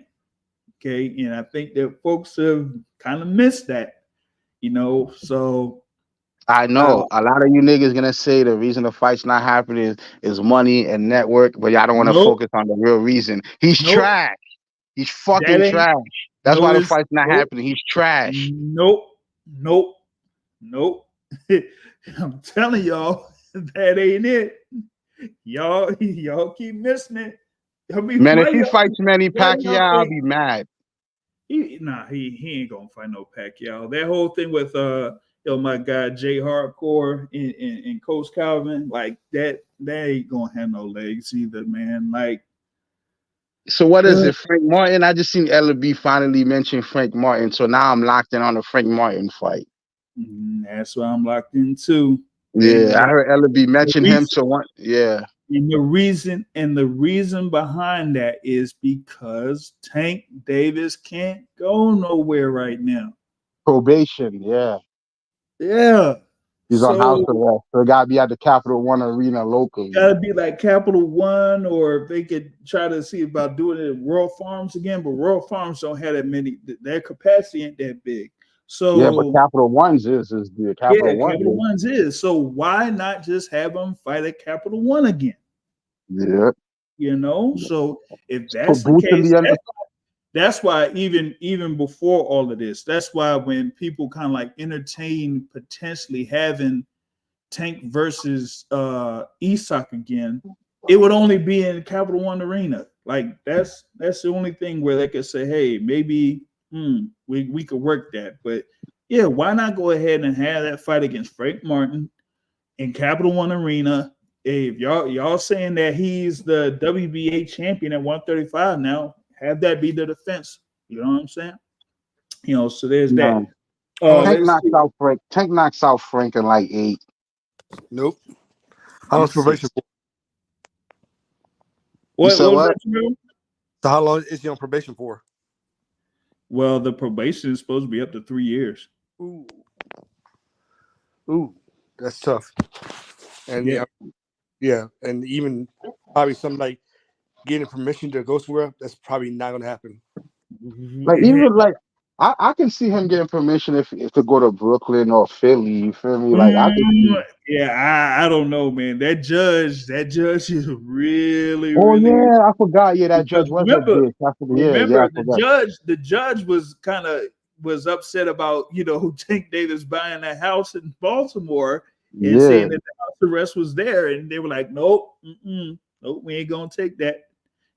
So they tried. What was it? They tried to have him be there with Coach Calvin. So I mean, we'll I don't know how that works. Juice says he's seen Ray Ford working with Shakur, Jared Keyshawn, and Zakeem Moses.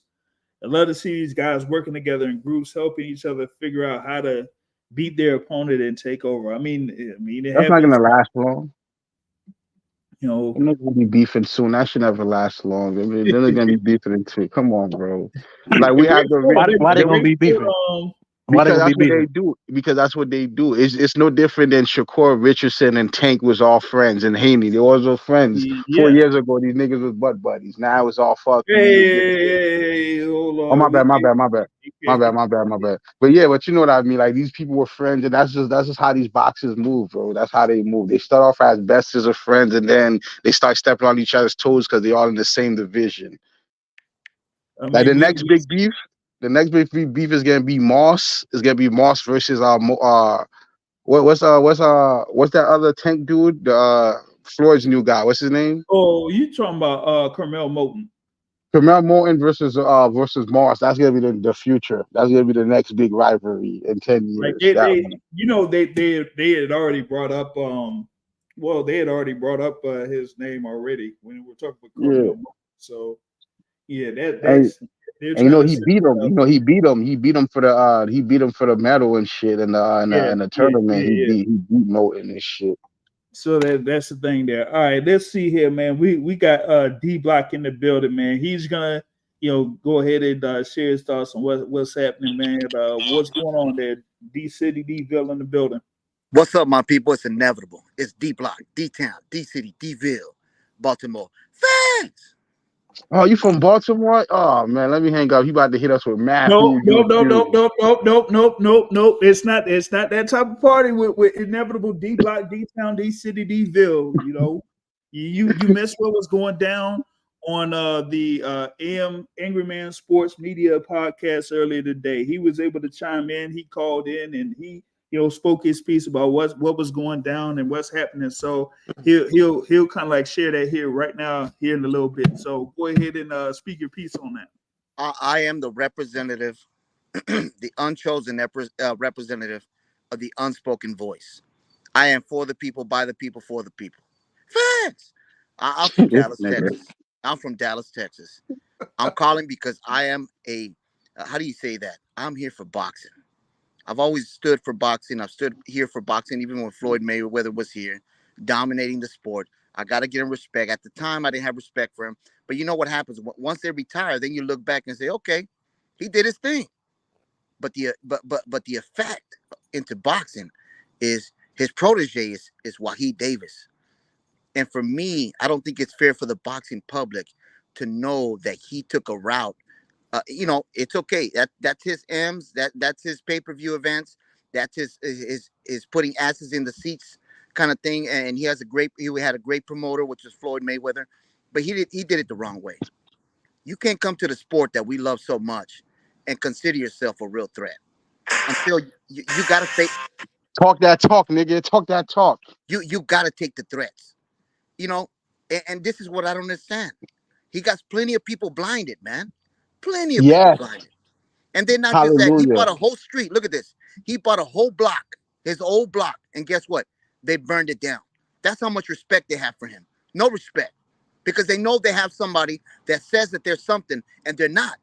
If people love you, if people like Muhammad Ali, like Mike Tyson said about Muhammad Ali and Floyd Mayweather, he says, Muhammad Ali was loved by the people. He was corralled by the people. They loved him because of what he stood for. Why is Floyd Mayweather going to the schools back then, taking his kids with security and all that, protected by himself? He never was loved by the people.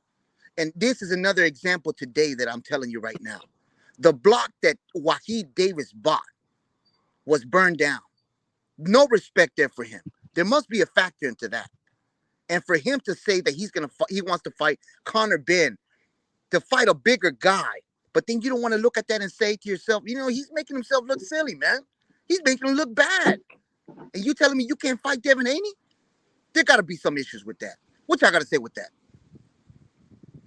Y'all go ahead because I agree, man. I agree 100%. I agree 100%, D Block. I had this conversation with JR. I said, JR, Tank is 28 years old. What's his best opponent? This man told me the guy that lost to Lamont Roach. You feel me? This is who this guy is, man. Hey, we're not here to talk about the past, okay? We're not here 29. To talk about the past, okay? He's 29, my bad. He's 29, and his best win is the Dominican guy who lost to Lamont Roach, and Lamont Roach sucks. Right, like we just got to keep things in perspective, We got Tank is a guy that got people.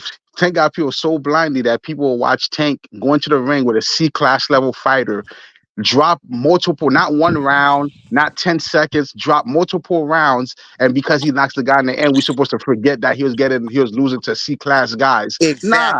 Exactly. You know his best win is Pedraza. Can you believe that at almost 30 years old, your best win is against Pedraza? Pedraza, man. What the fuck?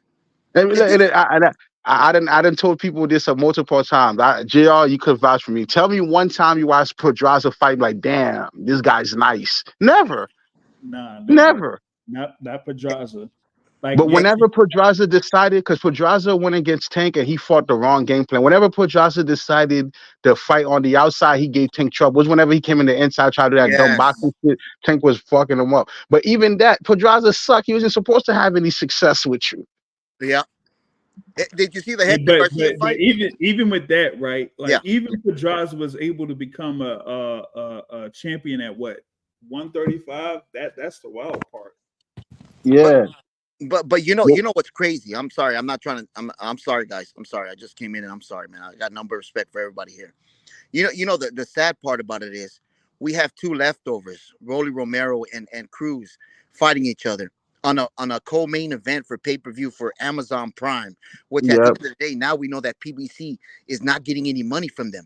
They're just gonna get viewed. So Amazon is smart. You see that? That's why that guy, that CEO or the owner of Amazon is he's a billionaire, trillionaire.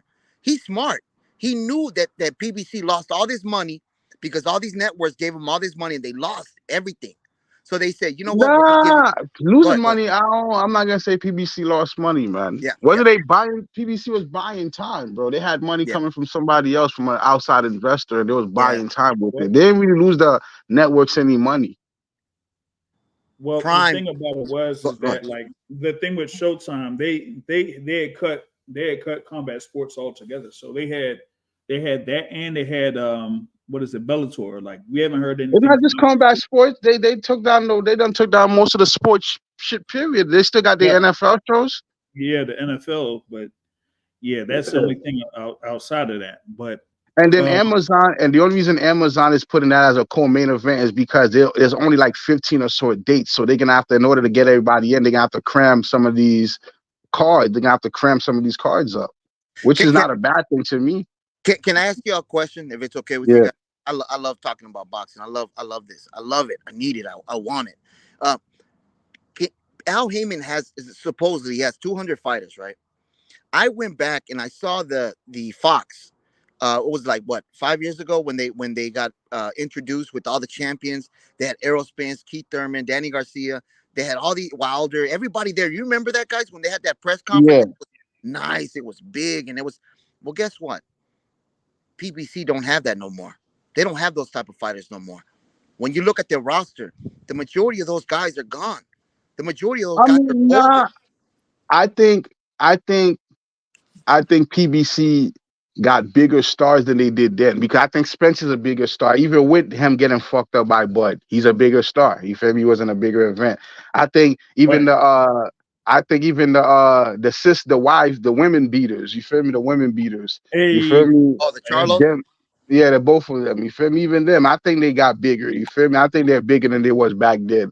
Tank is super bigger. You feel me? As much as I talk trash about Tank, I never take anything away from him from a commercial standpoint. You feel that? He done got bigger. Yeah. Wilder scrub garbage ass. He's bigger. You feel me? Them niggas still big. So I don't know about that. I think Amazon Prime picked them up because they saw like, yeah, you know, there's money here. but that's the thing though, is that you have those guys that are bigger, but it only leads to them having big events. So you're not gonna have, like, for example, the Showtime Championship boxing type of things where it's just like what did they, like the last one that I went to was the one where they had Gary Antoine Russell against Kent Cruz, and that was a co-feature bout, you know. So where are they going to fit those type of events at? You know, is Amazon Prime going to do that? I don't know. No, Like, is there going to be another network for it? I honestly believe the reason most of the fights will happen on March. Everything begins on March. Cause I really think PBC had another deal on the table. They expected to have another deal on the table. I was going to cover the rest of it.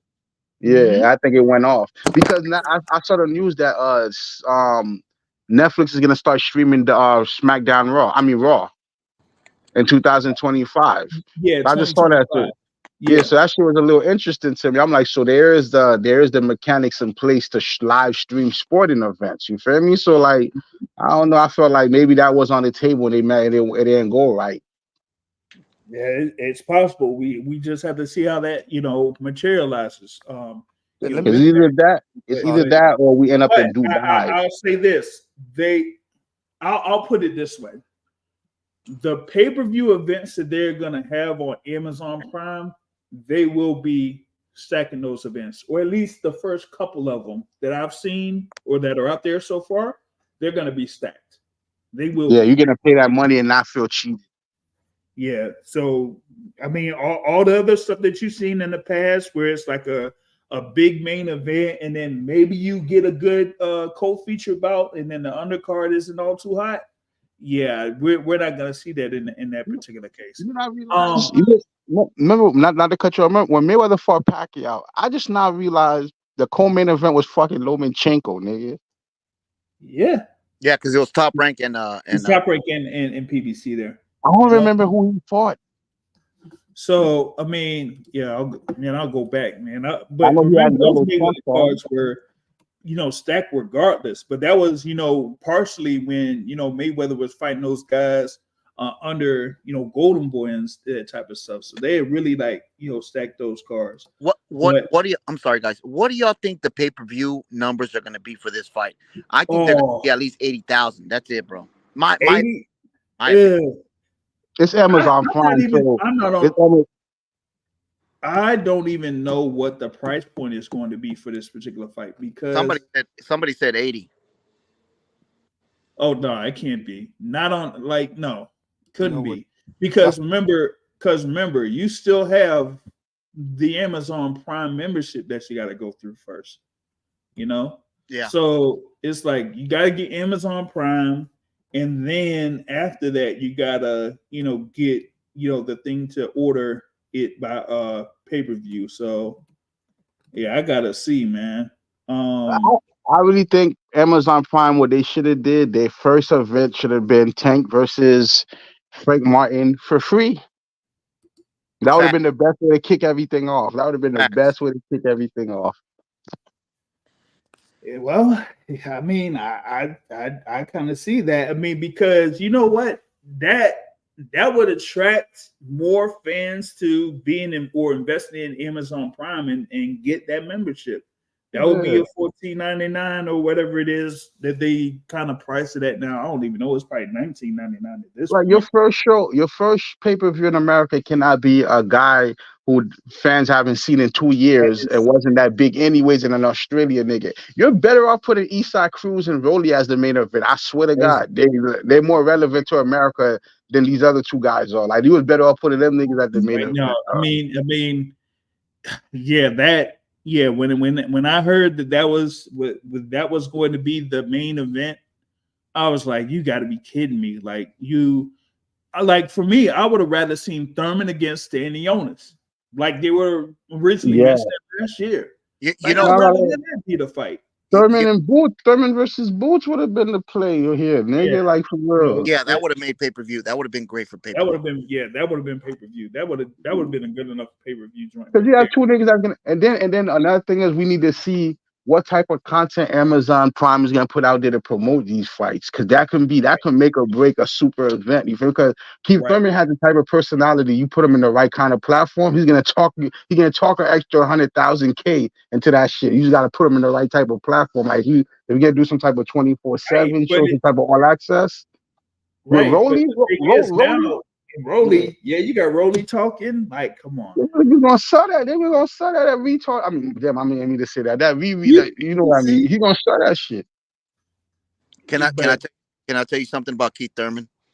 I don't know something about Keith Thurman and now Heyman. He must love Keith Thurman because starting out in 2013, I think, or 2014, Keith Thurman was the main event the first time to break out. And then in Fox, Keith Thurman again. And then CBS was the great one for Keith Thurman when he fought Danny Garcia. And now we look at the later stage of Keith Thurman. Like PBC still loves him. They put him in there with the Pacquiao fight. Yeah, Pacquiao fight. But we have actually seen Keith Thurman's development and career every time on TV.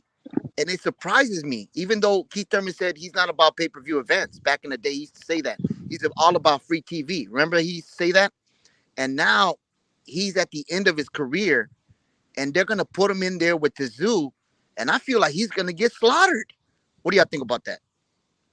Okay, he's had, what is this thing? He had, 2014, he had a couple fights. 2015, he had a couple fights.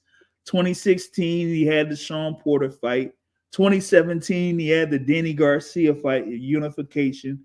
2019 was his next fight against Josezito Lopez, and then he fought Manny Pacquiao, and then it was a long layoff, and then he fought Mario Barrios, and now another long layoff, and he's facing Tim Tszyu.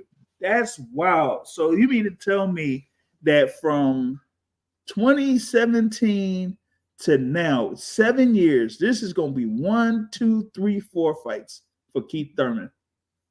What wasn't Keith Thurman on ESPN when he fought that guy? What was his name? Remember the same guy that fought Amir Khan? What was his name? That bald guy. Remember when Keith Thurman had that? Palazzo? Yeah, Palazzo. Yeah, that was ESPN. Nah, oh that my was. God, I thought that was like crazy. CBS or Every something, wasn't it? That was ESPN. Yes. Well, that's when every Palazzo event. almost made him shit, right? That's when he almost shitted on himself, right? Yeah. Wow. Yeah. That was at the fight in Tampa. Hey man, Okay, you yeah. know Keith Thurman showed hard in that fight. He showed hard because he took everything on him not to go down. It took everything from not to go down. You could see him like fighting it. You feel me? Not to go down. Yeah. And other people, we see other people who get hit with that same shot. They think about it and they go down. Ryan. Yeah. Who else did that recently in the same year when Ryan did? It was a few fights that did it together. You know, Oscar did it too with Bernard. You know. Yeah, Oscar. Yeah. So I mean, That it's shit was difficult. that shit was fake, man. We all know that shit was fake. That wasn't real, bro. What, the Oscar joint? With Well, nigga, come on, bro. Let's be real. Come on, he didn't hit him. Like, be for real. We know what happened. Oscar, because what a couple weeks later, Bernard Hopkins became president of Golden Boy East. Nigga, let's be for real. Let's be real. We know what the hell that shit was, bro. But yeah, Thurman. Yeah, it looks like Thurman has been, given these high profile opportunities, man. Like you want to hear my theory? You want to hear that? You want to hear my theory? Well, what's the theory? Thurman is from Florida, right? So he's from the same area as Andre Berto. So whatever dirt Andre Berto had on Heyman, he obviously passed it off to Thurman because Heyman loved him some Berto. Heyman loved Berto, bro. Yeah, he does love it. It does seem like he does love Andre Berto, man. I don't know what it is with that either. That was that guy's bro. He's a Haitian nigga. We that people just love us.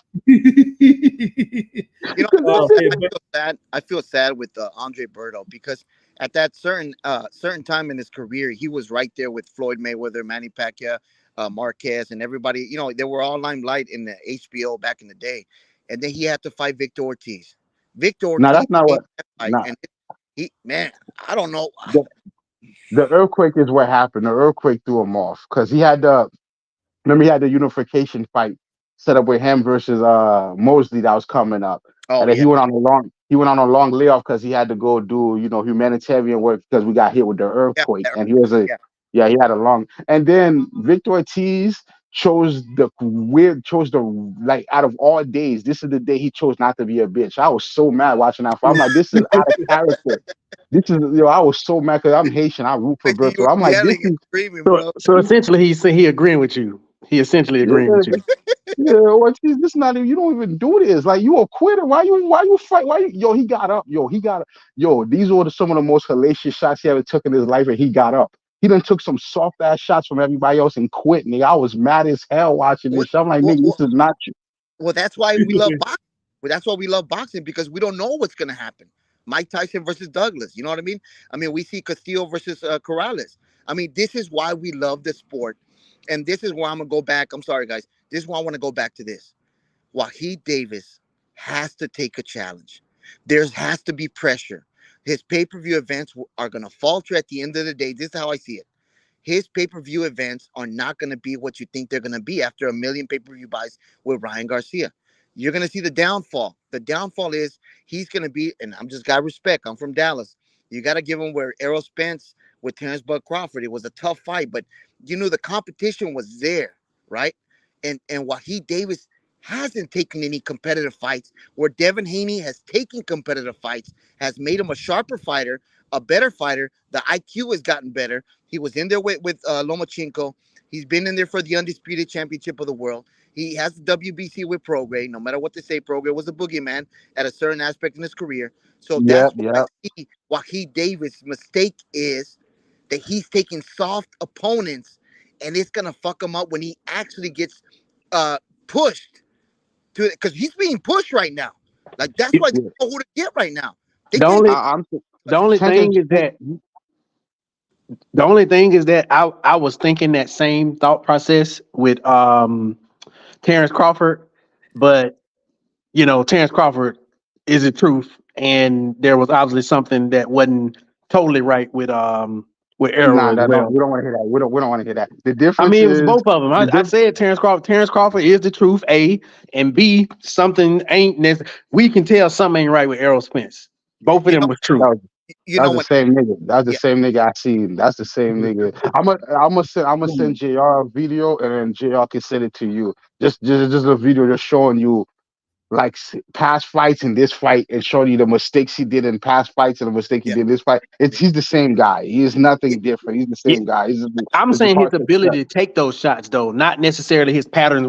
I knew he was going to get hit by Terrence Crawford, but I was thinking that he would be able to absorb the shots. He wasn't able to absorb the shots. You know where I see the difference here between the conversation that we're having with Errol Spence Jr. and the way he fought with Terrence Buck Crawford is he fought when you see that fight with Ugas, and we know that Ugas really doesn't have that power punch. You could say he does, but to a certain point in that fight with Ugas, he did get hurt, and you know to He come did it. back He did it. I a rewatched little that bit, shit. a little No, bit, no, he did it. He didn't get hurt at all. I rewatched it a bunch of times. yeah, That the when he stumbled. Well, you talk about when he stumbled, or when yeah, you talk about yeah, when his mouth, when his mouth. Because when he stumbled, I'll send you the video. You can yeah. clearly see who guys pushed him. It was an actual push. It I wasn't a punch. see, And then when his mouthpiece came out, that yeah, was that wasn't really, he wasn't really hurt. You could tell he was I, looking for his mouthpiece. So I I don't think you guys hurt him, but I did think you guys before you guys got stuck in mud because Spence yeah, has a style that he'll hit you so much that you won't be able to move no yeah, more. But yeah, when you guys was moving, you guys was all you guys was able to take a half step back and then 1-2, half step back 1-2. I saw that. I'm like, okay, yeah, you guys is garbage. So if yeah. you guys can do that to you, Spence Crawford's gonna beat the dog shit out of you. I was telling people this shit, like you're gonna beat the dog shit out of you. Like with just a simple half step back with a half step back and counter with a 2-1. That's what he was doing all fight, and then he just couldn't do it no more because he couldn't absorb the punishment, and he was not as defensively responsible as Bud can be. You feel me? So he got hit more, so he wasn't able to continue it. But he was having great success Yeah. against Spence early in the fight just by taking a half step back. I'm like, that's all it took. And niggas really thought he was gonna beat Bud, bro. That's all it took. But that's what I'm saying. Like I think the whole thing is you gotta step back and look at everything that's happened in Errol Spence's career. We know that he's drank a lot. He likes to drink. He likes to party. We've seen him in the videos where he's around, and he drinks. He's with liquor and the Lamborghini that he flipped. That's hard, man. That's hard on your body. And people didn't think that when he fought Danny Garcia. But we also know that Danny Garcia at the 147 division was nothing. You know what I mean? He won that WBC title with Paulo. Smoking mirrors. Like, come on, Smoking mirrors. Yeah, man. let's Smoking.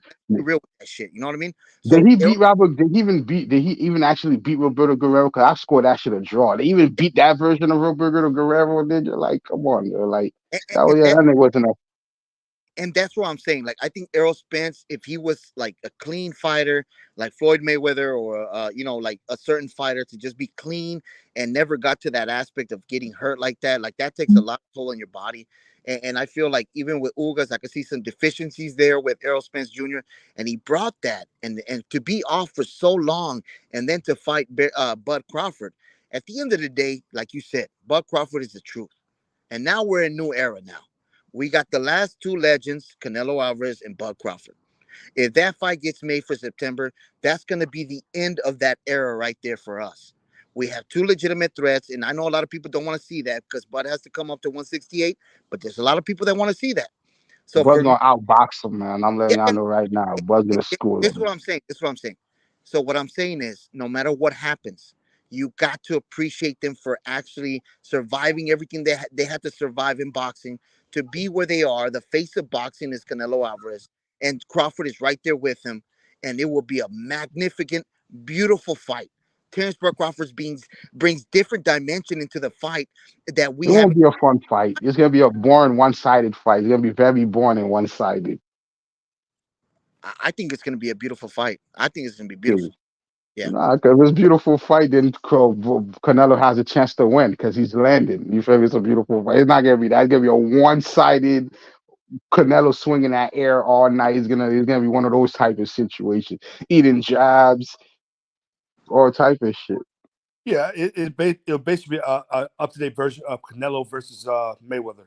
Enough with more offense, except the difference between Bud and Mayweather. Remember, because there was a time in that fight, I like to bring this shit up a lot. When Canelo was fighting Floyd, there was a time in that fight where Canelo wanted to quit. You can tell on it, he got hit with an uppercut by Floyd.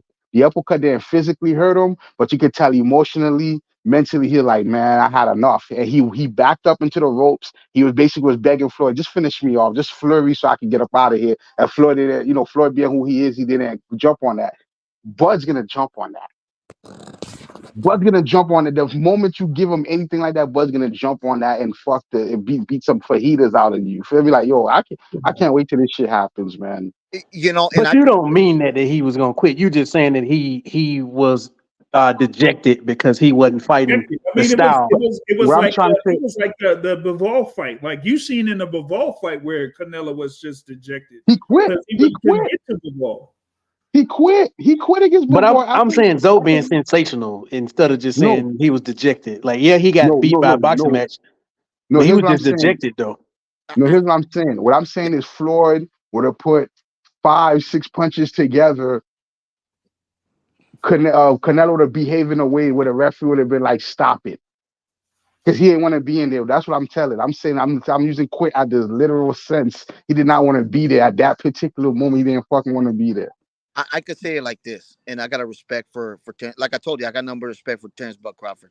He came from being bashed by all these PBC fighters by not giving him a legitimate opening for he could fight these guys, show who's the real threat, at their heyday.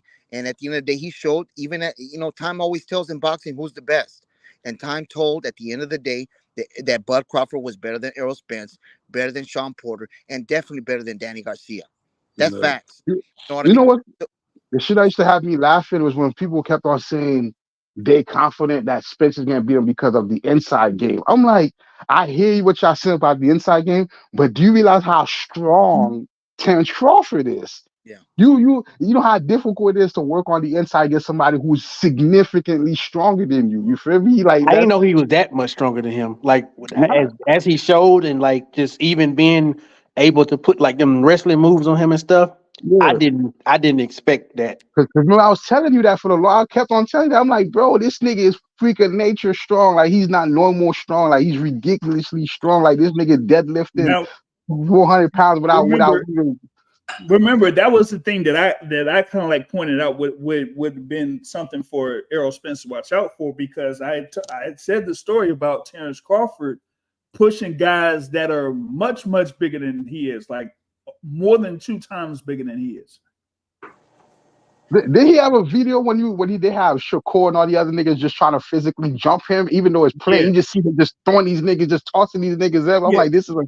And then what? He wrestled one of the niggas come from Khabib's wrestling team. He wrestled this nigga and like he didn't even get dressed. He came in there on jeans and just fucking dominated this nigga. These are Olympic style wrestlers. He's dominated. This is a strong nigga. That's what. So niggas who was thinking Spence, I'm like, yo, I get it.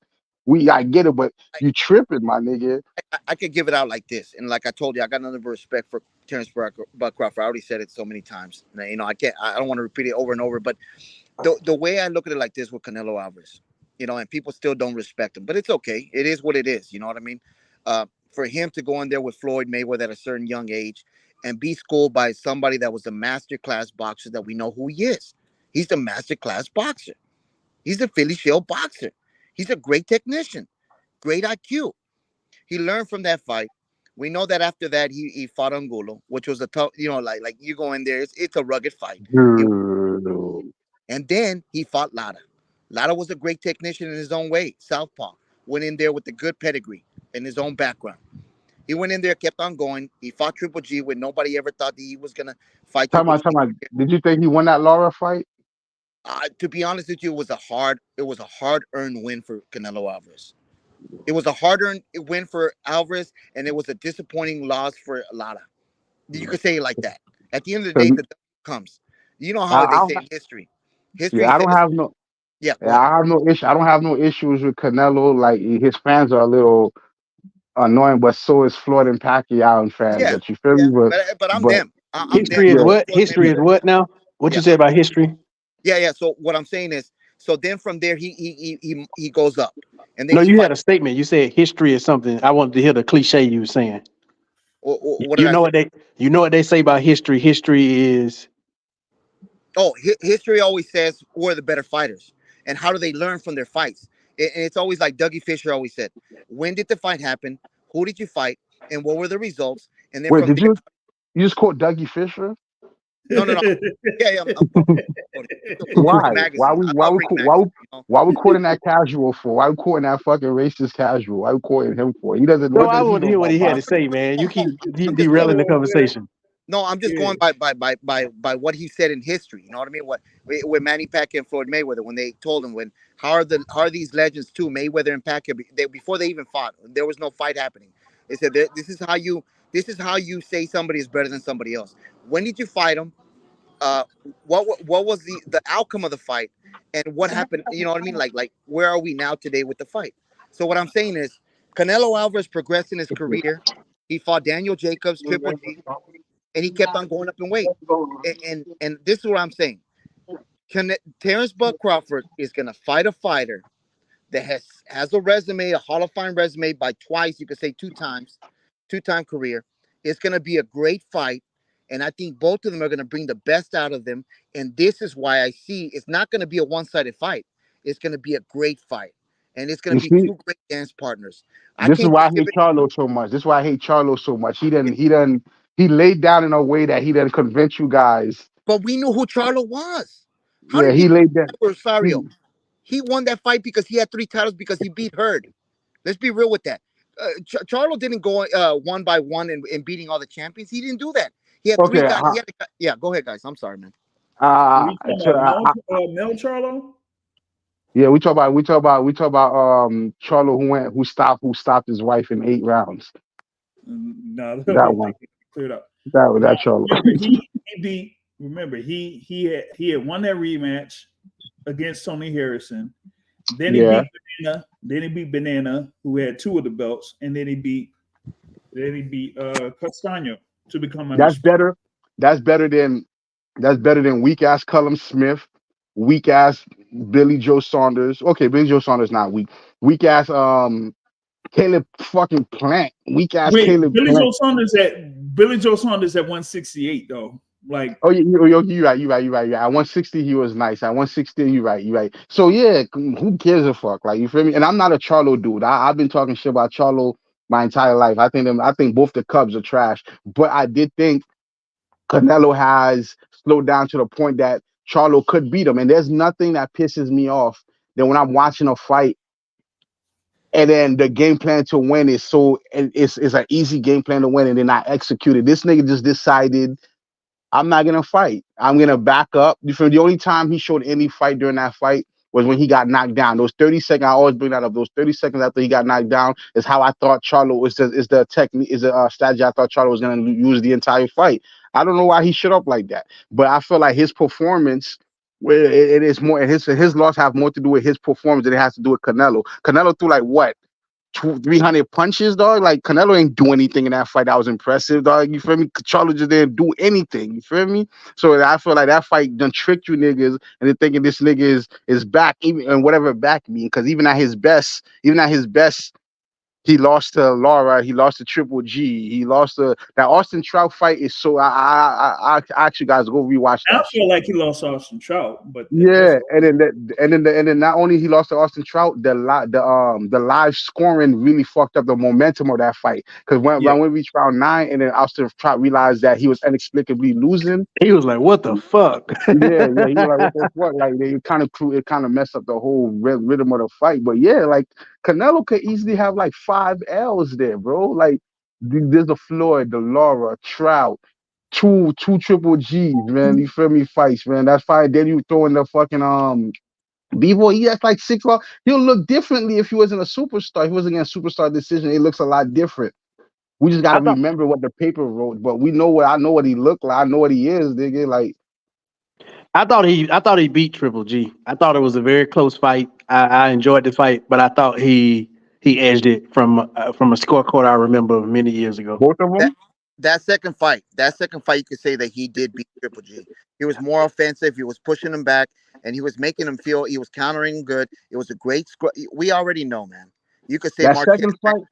Yeah, the second round. I think that second fight is the rounds Canelo won was so dominant Yeah. that it made us don't remember the rounds. Triple G won more rounds on that fight. It's just the 5 rounds Canelo won was dominant, like brutal body shots, pushing him back and shit. And the round Triple G was when it was like a little pity patter jab. But I don't care because fights are scored round by round, not moment by moment. You feel me? So round by round, Triple G still won to me 7-5. You feel me? To be honest with you, I wasn't really interested in any of those fights. Canelo and Golovkin. Yeah, he's not a Triple G fan, man. Oh, he's not? Yeah, man, he's not a Triple G fan. I'm starting to. I've been defending Triple G for years. Yeah, but I'm starting to lean towards JR side because some of this shit's ridiculous, man. Well, like, I mean, when you look at Triple G's career, we already know that he was coming up. He was dominant, 21 knockouts in a row, or 20. He fought Daniel Jacobs. It was a great fight. Daniel Jacobs came to fight. We already know that it was going to be a tough fight. A lot of people thought that he was going to go in there and destroy Daniel Jacobs. It didn't happen that way. I knew because I love Daniel Jacobs. I love what he is and what he represents. You know what I mean? And I knew that I got to give respect to Triple G. At the end of the day, he did what he did. He got his career paydays with Canelo Alvarez. That's what he wanted. Dunk Andre Ward. No, Andre Ward is a legitimate, like I already know that Andre Ward, if he would have fought Triple G, he would have beat. You know what I mean? He might have stopped him. He might have stopped him. Yeah, I could see that. And why don't we have credit for Andre Ward? I don't understand that shit that we don't. You know why? You know why? We don't get credit for Andre Ward because the person you quoted, Doug Fisher, and those Ring Magazine, hate Andre Ward because he hate Andre Ward. Because he was calling out their little boyfriend. He was calling out their little boyfriend Triple G, and that offended them. So they never liked Andre Ward, so they went on a steal campaign. That's why when you quoted that nigga, I'm like, man, don't quote these niggas. Because these niggas are the type of niggas that tell you, yeah, T.O. beat Lomachenko, but it doesn't count. Loma was injured. These the type of niggas they is. Like, stop playing. They the white version of the LDBC. They're the white LDBC. I don't pay attention to them. Don't pay attention to them. There's nothing they're saying is actual boxing. It's all fanboyism. Doug Fisher, man, if Doug Fisher took a DNA test and found out he was a Ukrainian, he'll commit it. He'll self-delete himself, bro. Wow, I didn't know that. Yeah, man, that motherfucker love him, bro. You know he still got Loma in the top 10 pound for pound? I didn't know that. Yep. You know that he never took him. Listen, he's being sensational again. He's being sensational again. No, I'm not. No, I'm not. JR, tell him I'm not lying. Well, I'm talking about on the self-delete part. I think that's what he was talking about.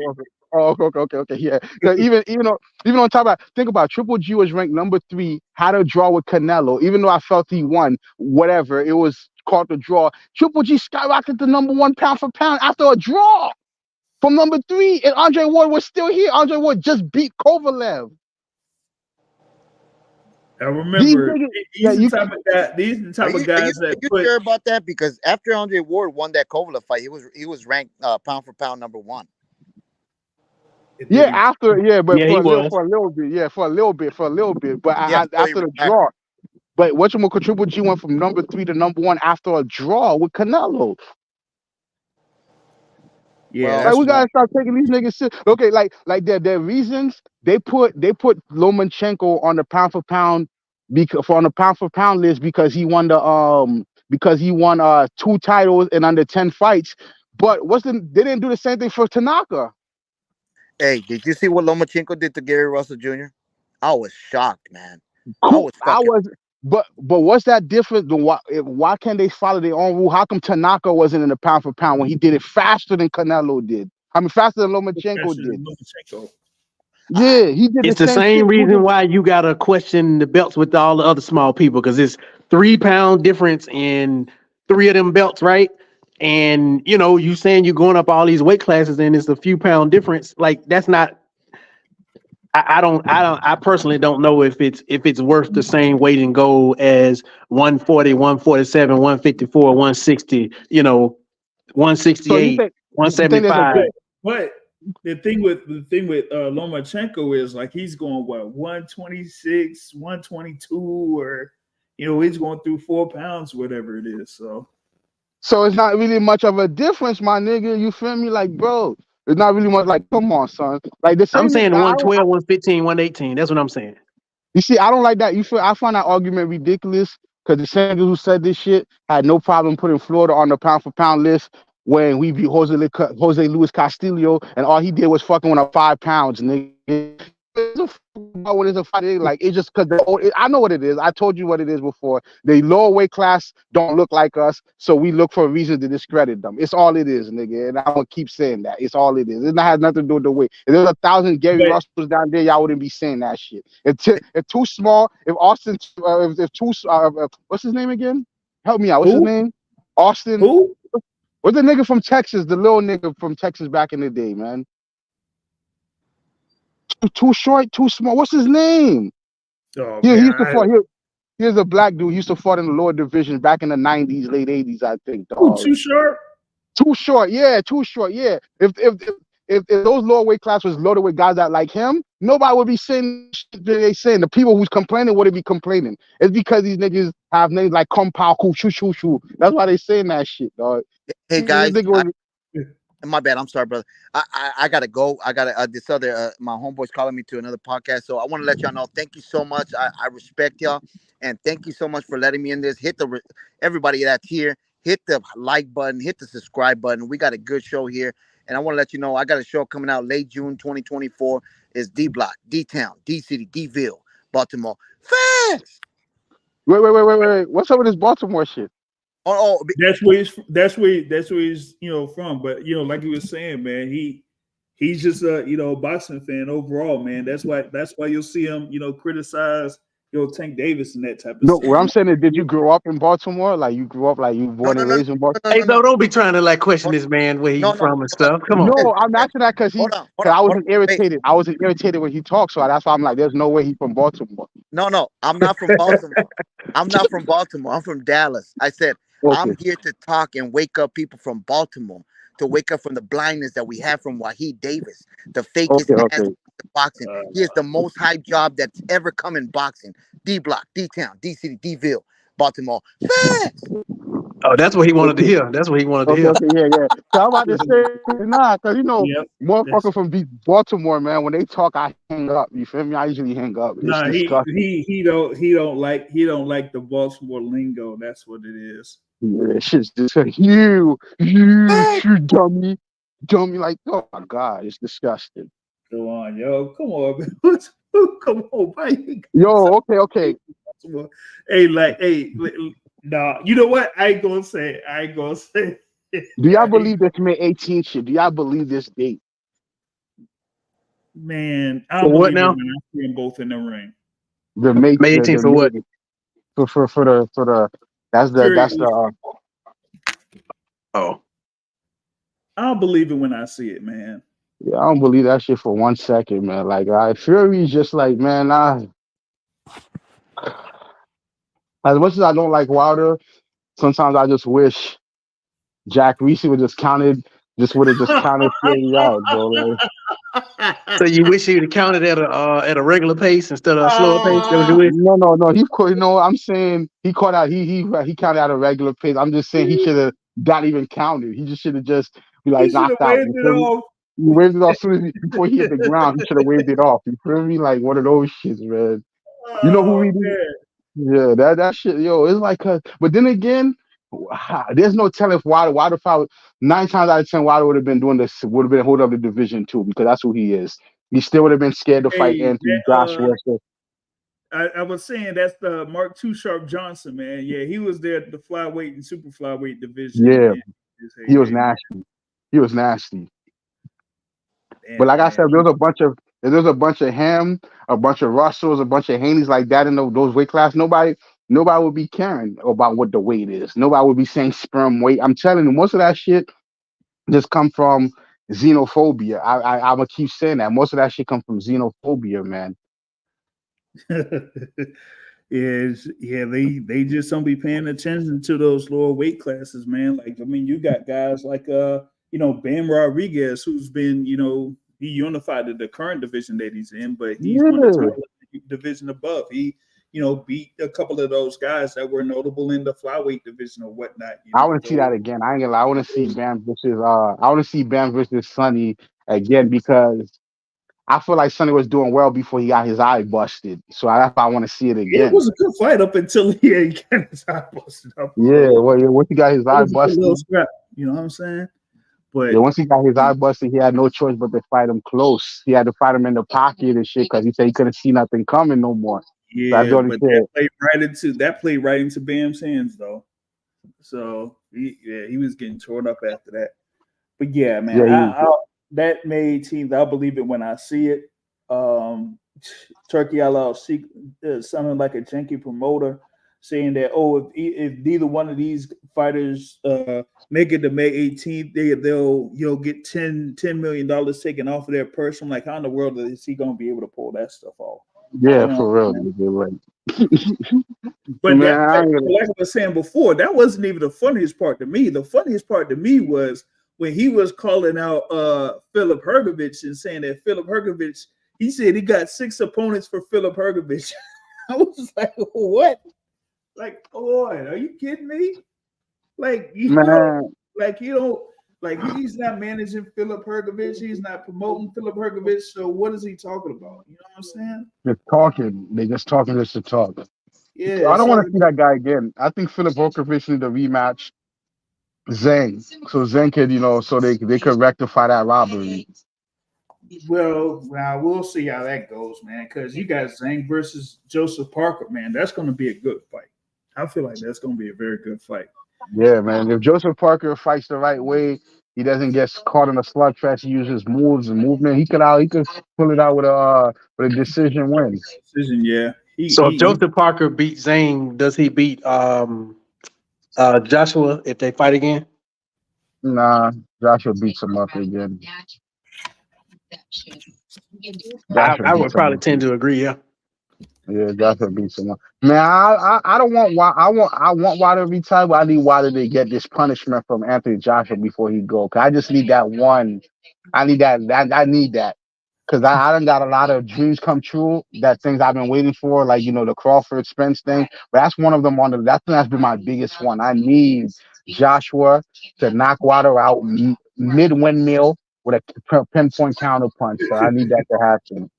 Shout out to KQKC Boxing Network in the building. The singing OG is in here. Yeah, we chopped it up yesterday when you had the Ben versus Pistol Pete there yesterday. So he was live during that, and we chopped it up during that particular fight, man. Salute to the KQKC Boxing Network in the building here, supporting us on the Boxing Source podcast, man.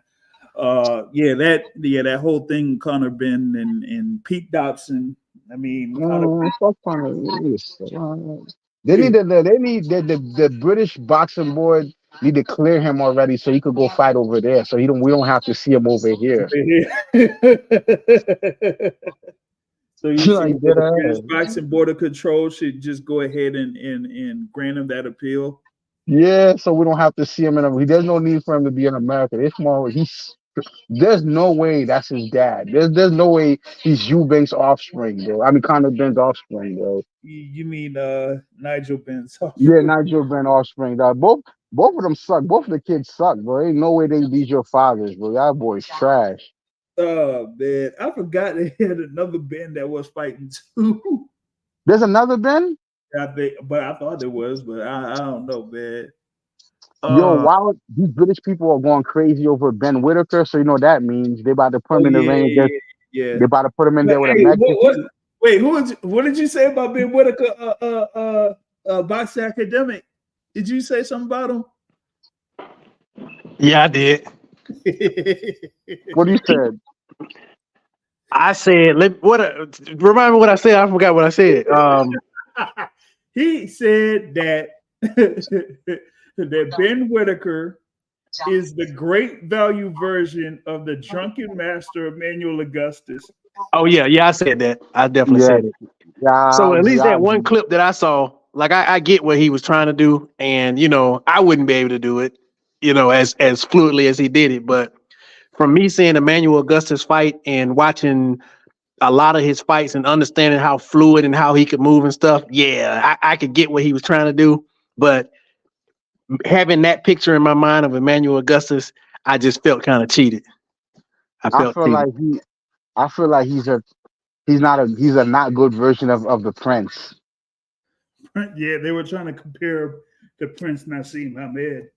I'm like, come on, y'all gotta slow down with all this type of stuff, man. It's just like it's more bravado and stuff than skill,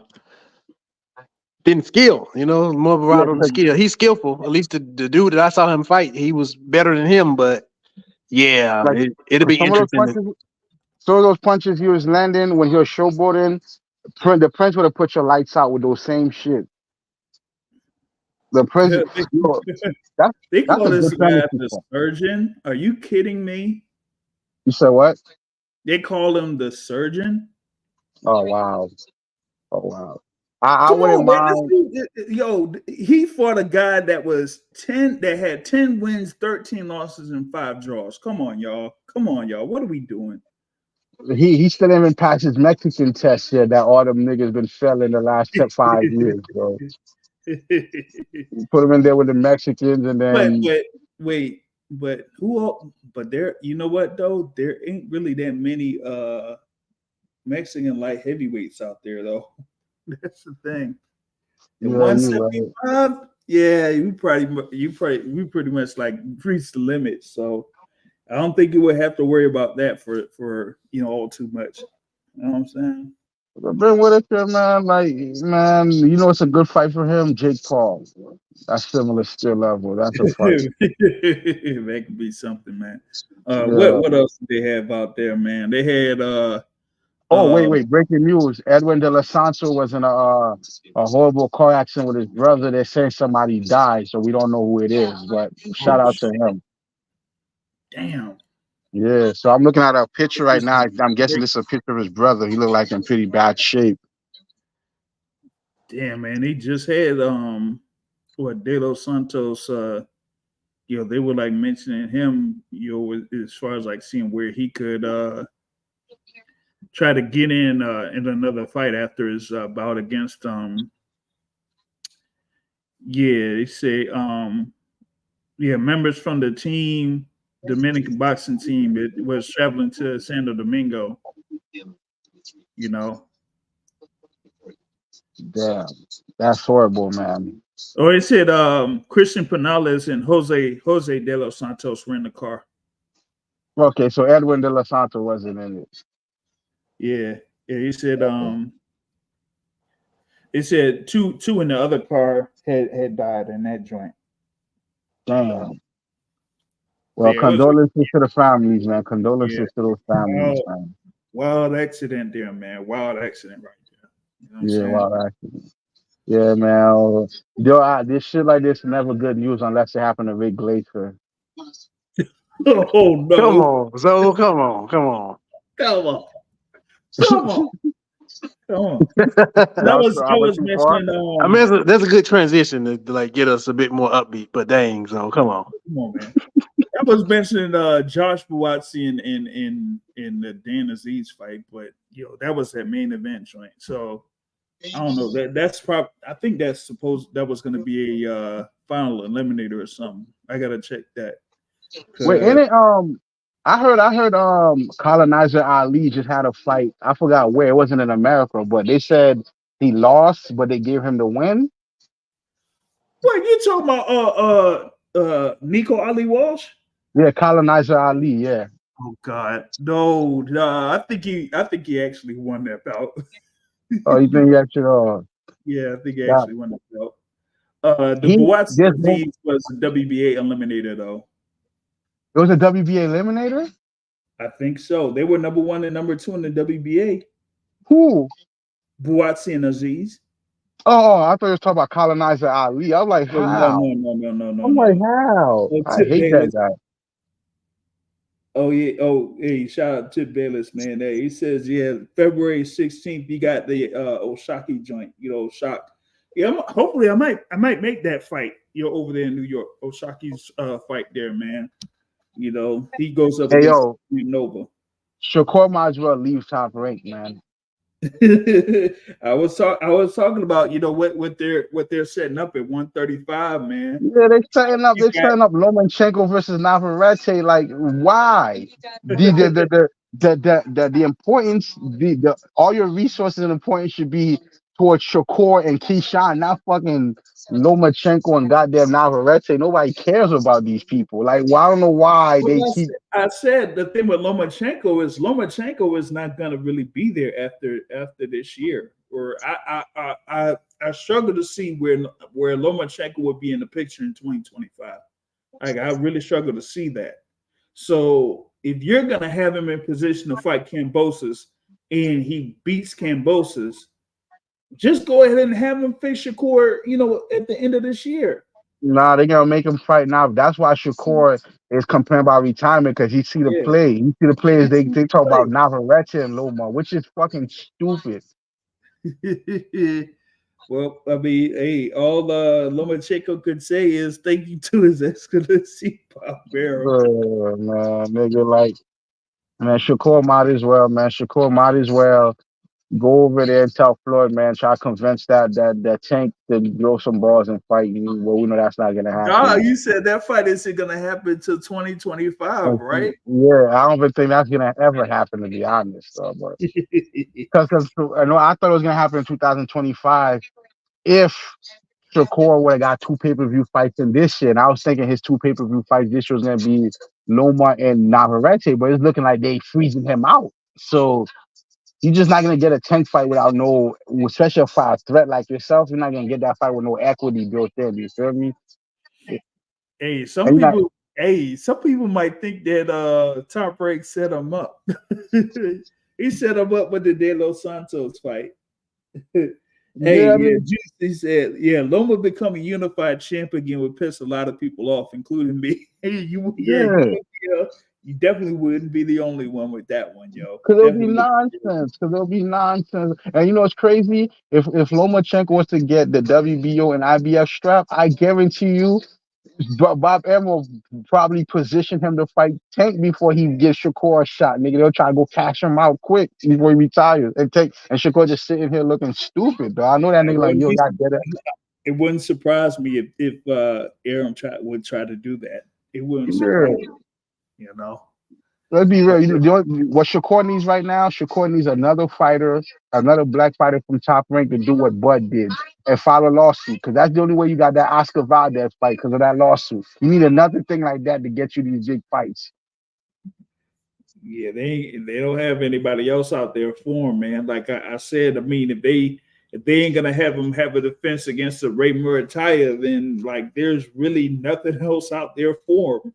And you can tell Top Rank has plans for Raymond Mortala, so they're not gonna let him get beat up already. They got plans for him.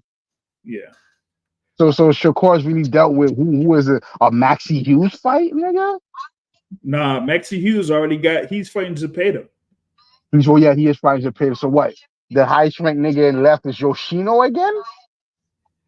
Yeah, that's the only guys left. Is you got Yoshino, you got Kambosos fighting Lomachenko, Edwin De Los Santos, Keyshawn Davis got a fight, Berenchik got a fight with Navarrete. Abdulayev, like, come on, they ain't gonna have him fight no Abdulayev. Are you kidding me? Yeah, that fight, that's a tough sell, man. Even if he did knock out Linares, that's a tough sell. Yeah, like, come on. That's what? Devin Haney leftovers? So he said, Shakur might as well. The media would soak up Lomachenko being a unified champion. Oh my God, I can see Doug Fisher right now. Bro. Oh God, it would be terrible. It would be absolutely terrible. Man, Shakur might as well take a huge risk, because you're stuck at 135. It's looking like nobody wants anything to do with you. He might as well go to 140 and try to get like a Sabril Matias fight out the way, nigga. Get that shot out the way early. He said, he would say like that would be an interesting fight for him. So why not try to go after Sabril Matias? That's an easy 12. That's an easy 12-0 type of fight, though. That's an easy 12-0 type of fight, bro. So we'll see, man. But that's what I got for this version of the Boxing Source podcast, man. Shout out to everybody that's joined in live here, man. Boxing Academic in the building, Terrell in the building, Zoe in the building, Inevitable you know, D Block, D Town, D City, D-Ville was able to jump on here for a little bit. All of the folks on the chat here, the live chat, big thanks for all of y'all for joining in. And for those that are, you know, listening to the replay, we appreciate that. Drop a comment if you got something to say about the content here. We appreciate that. And, you know, like I say, at the end of every show, point of boxing is to hit, not get hit, not to send and trade. On that note, I'm out. Have a good evening, everybody.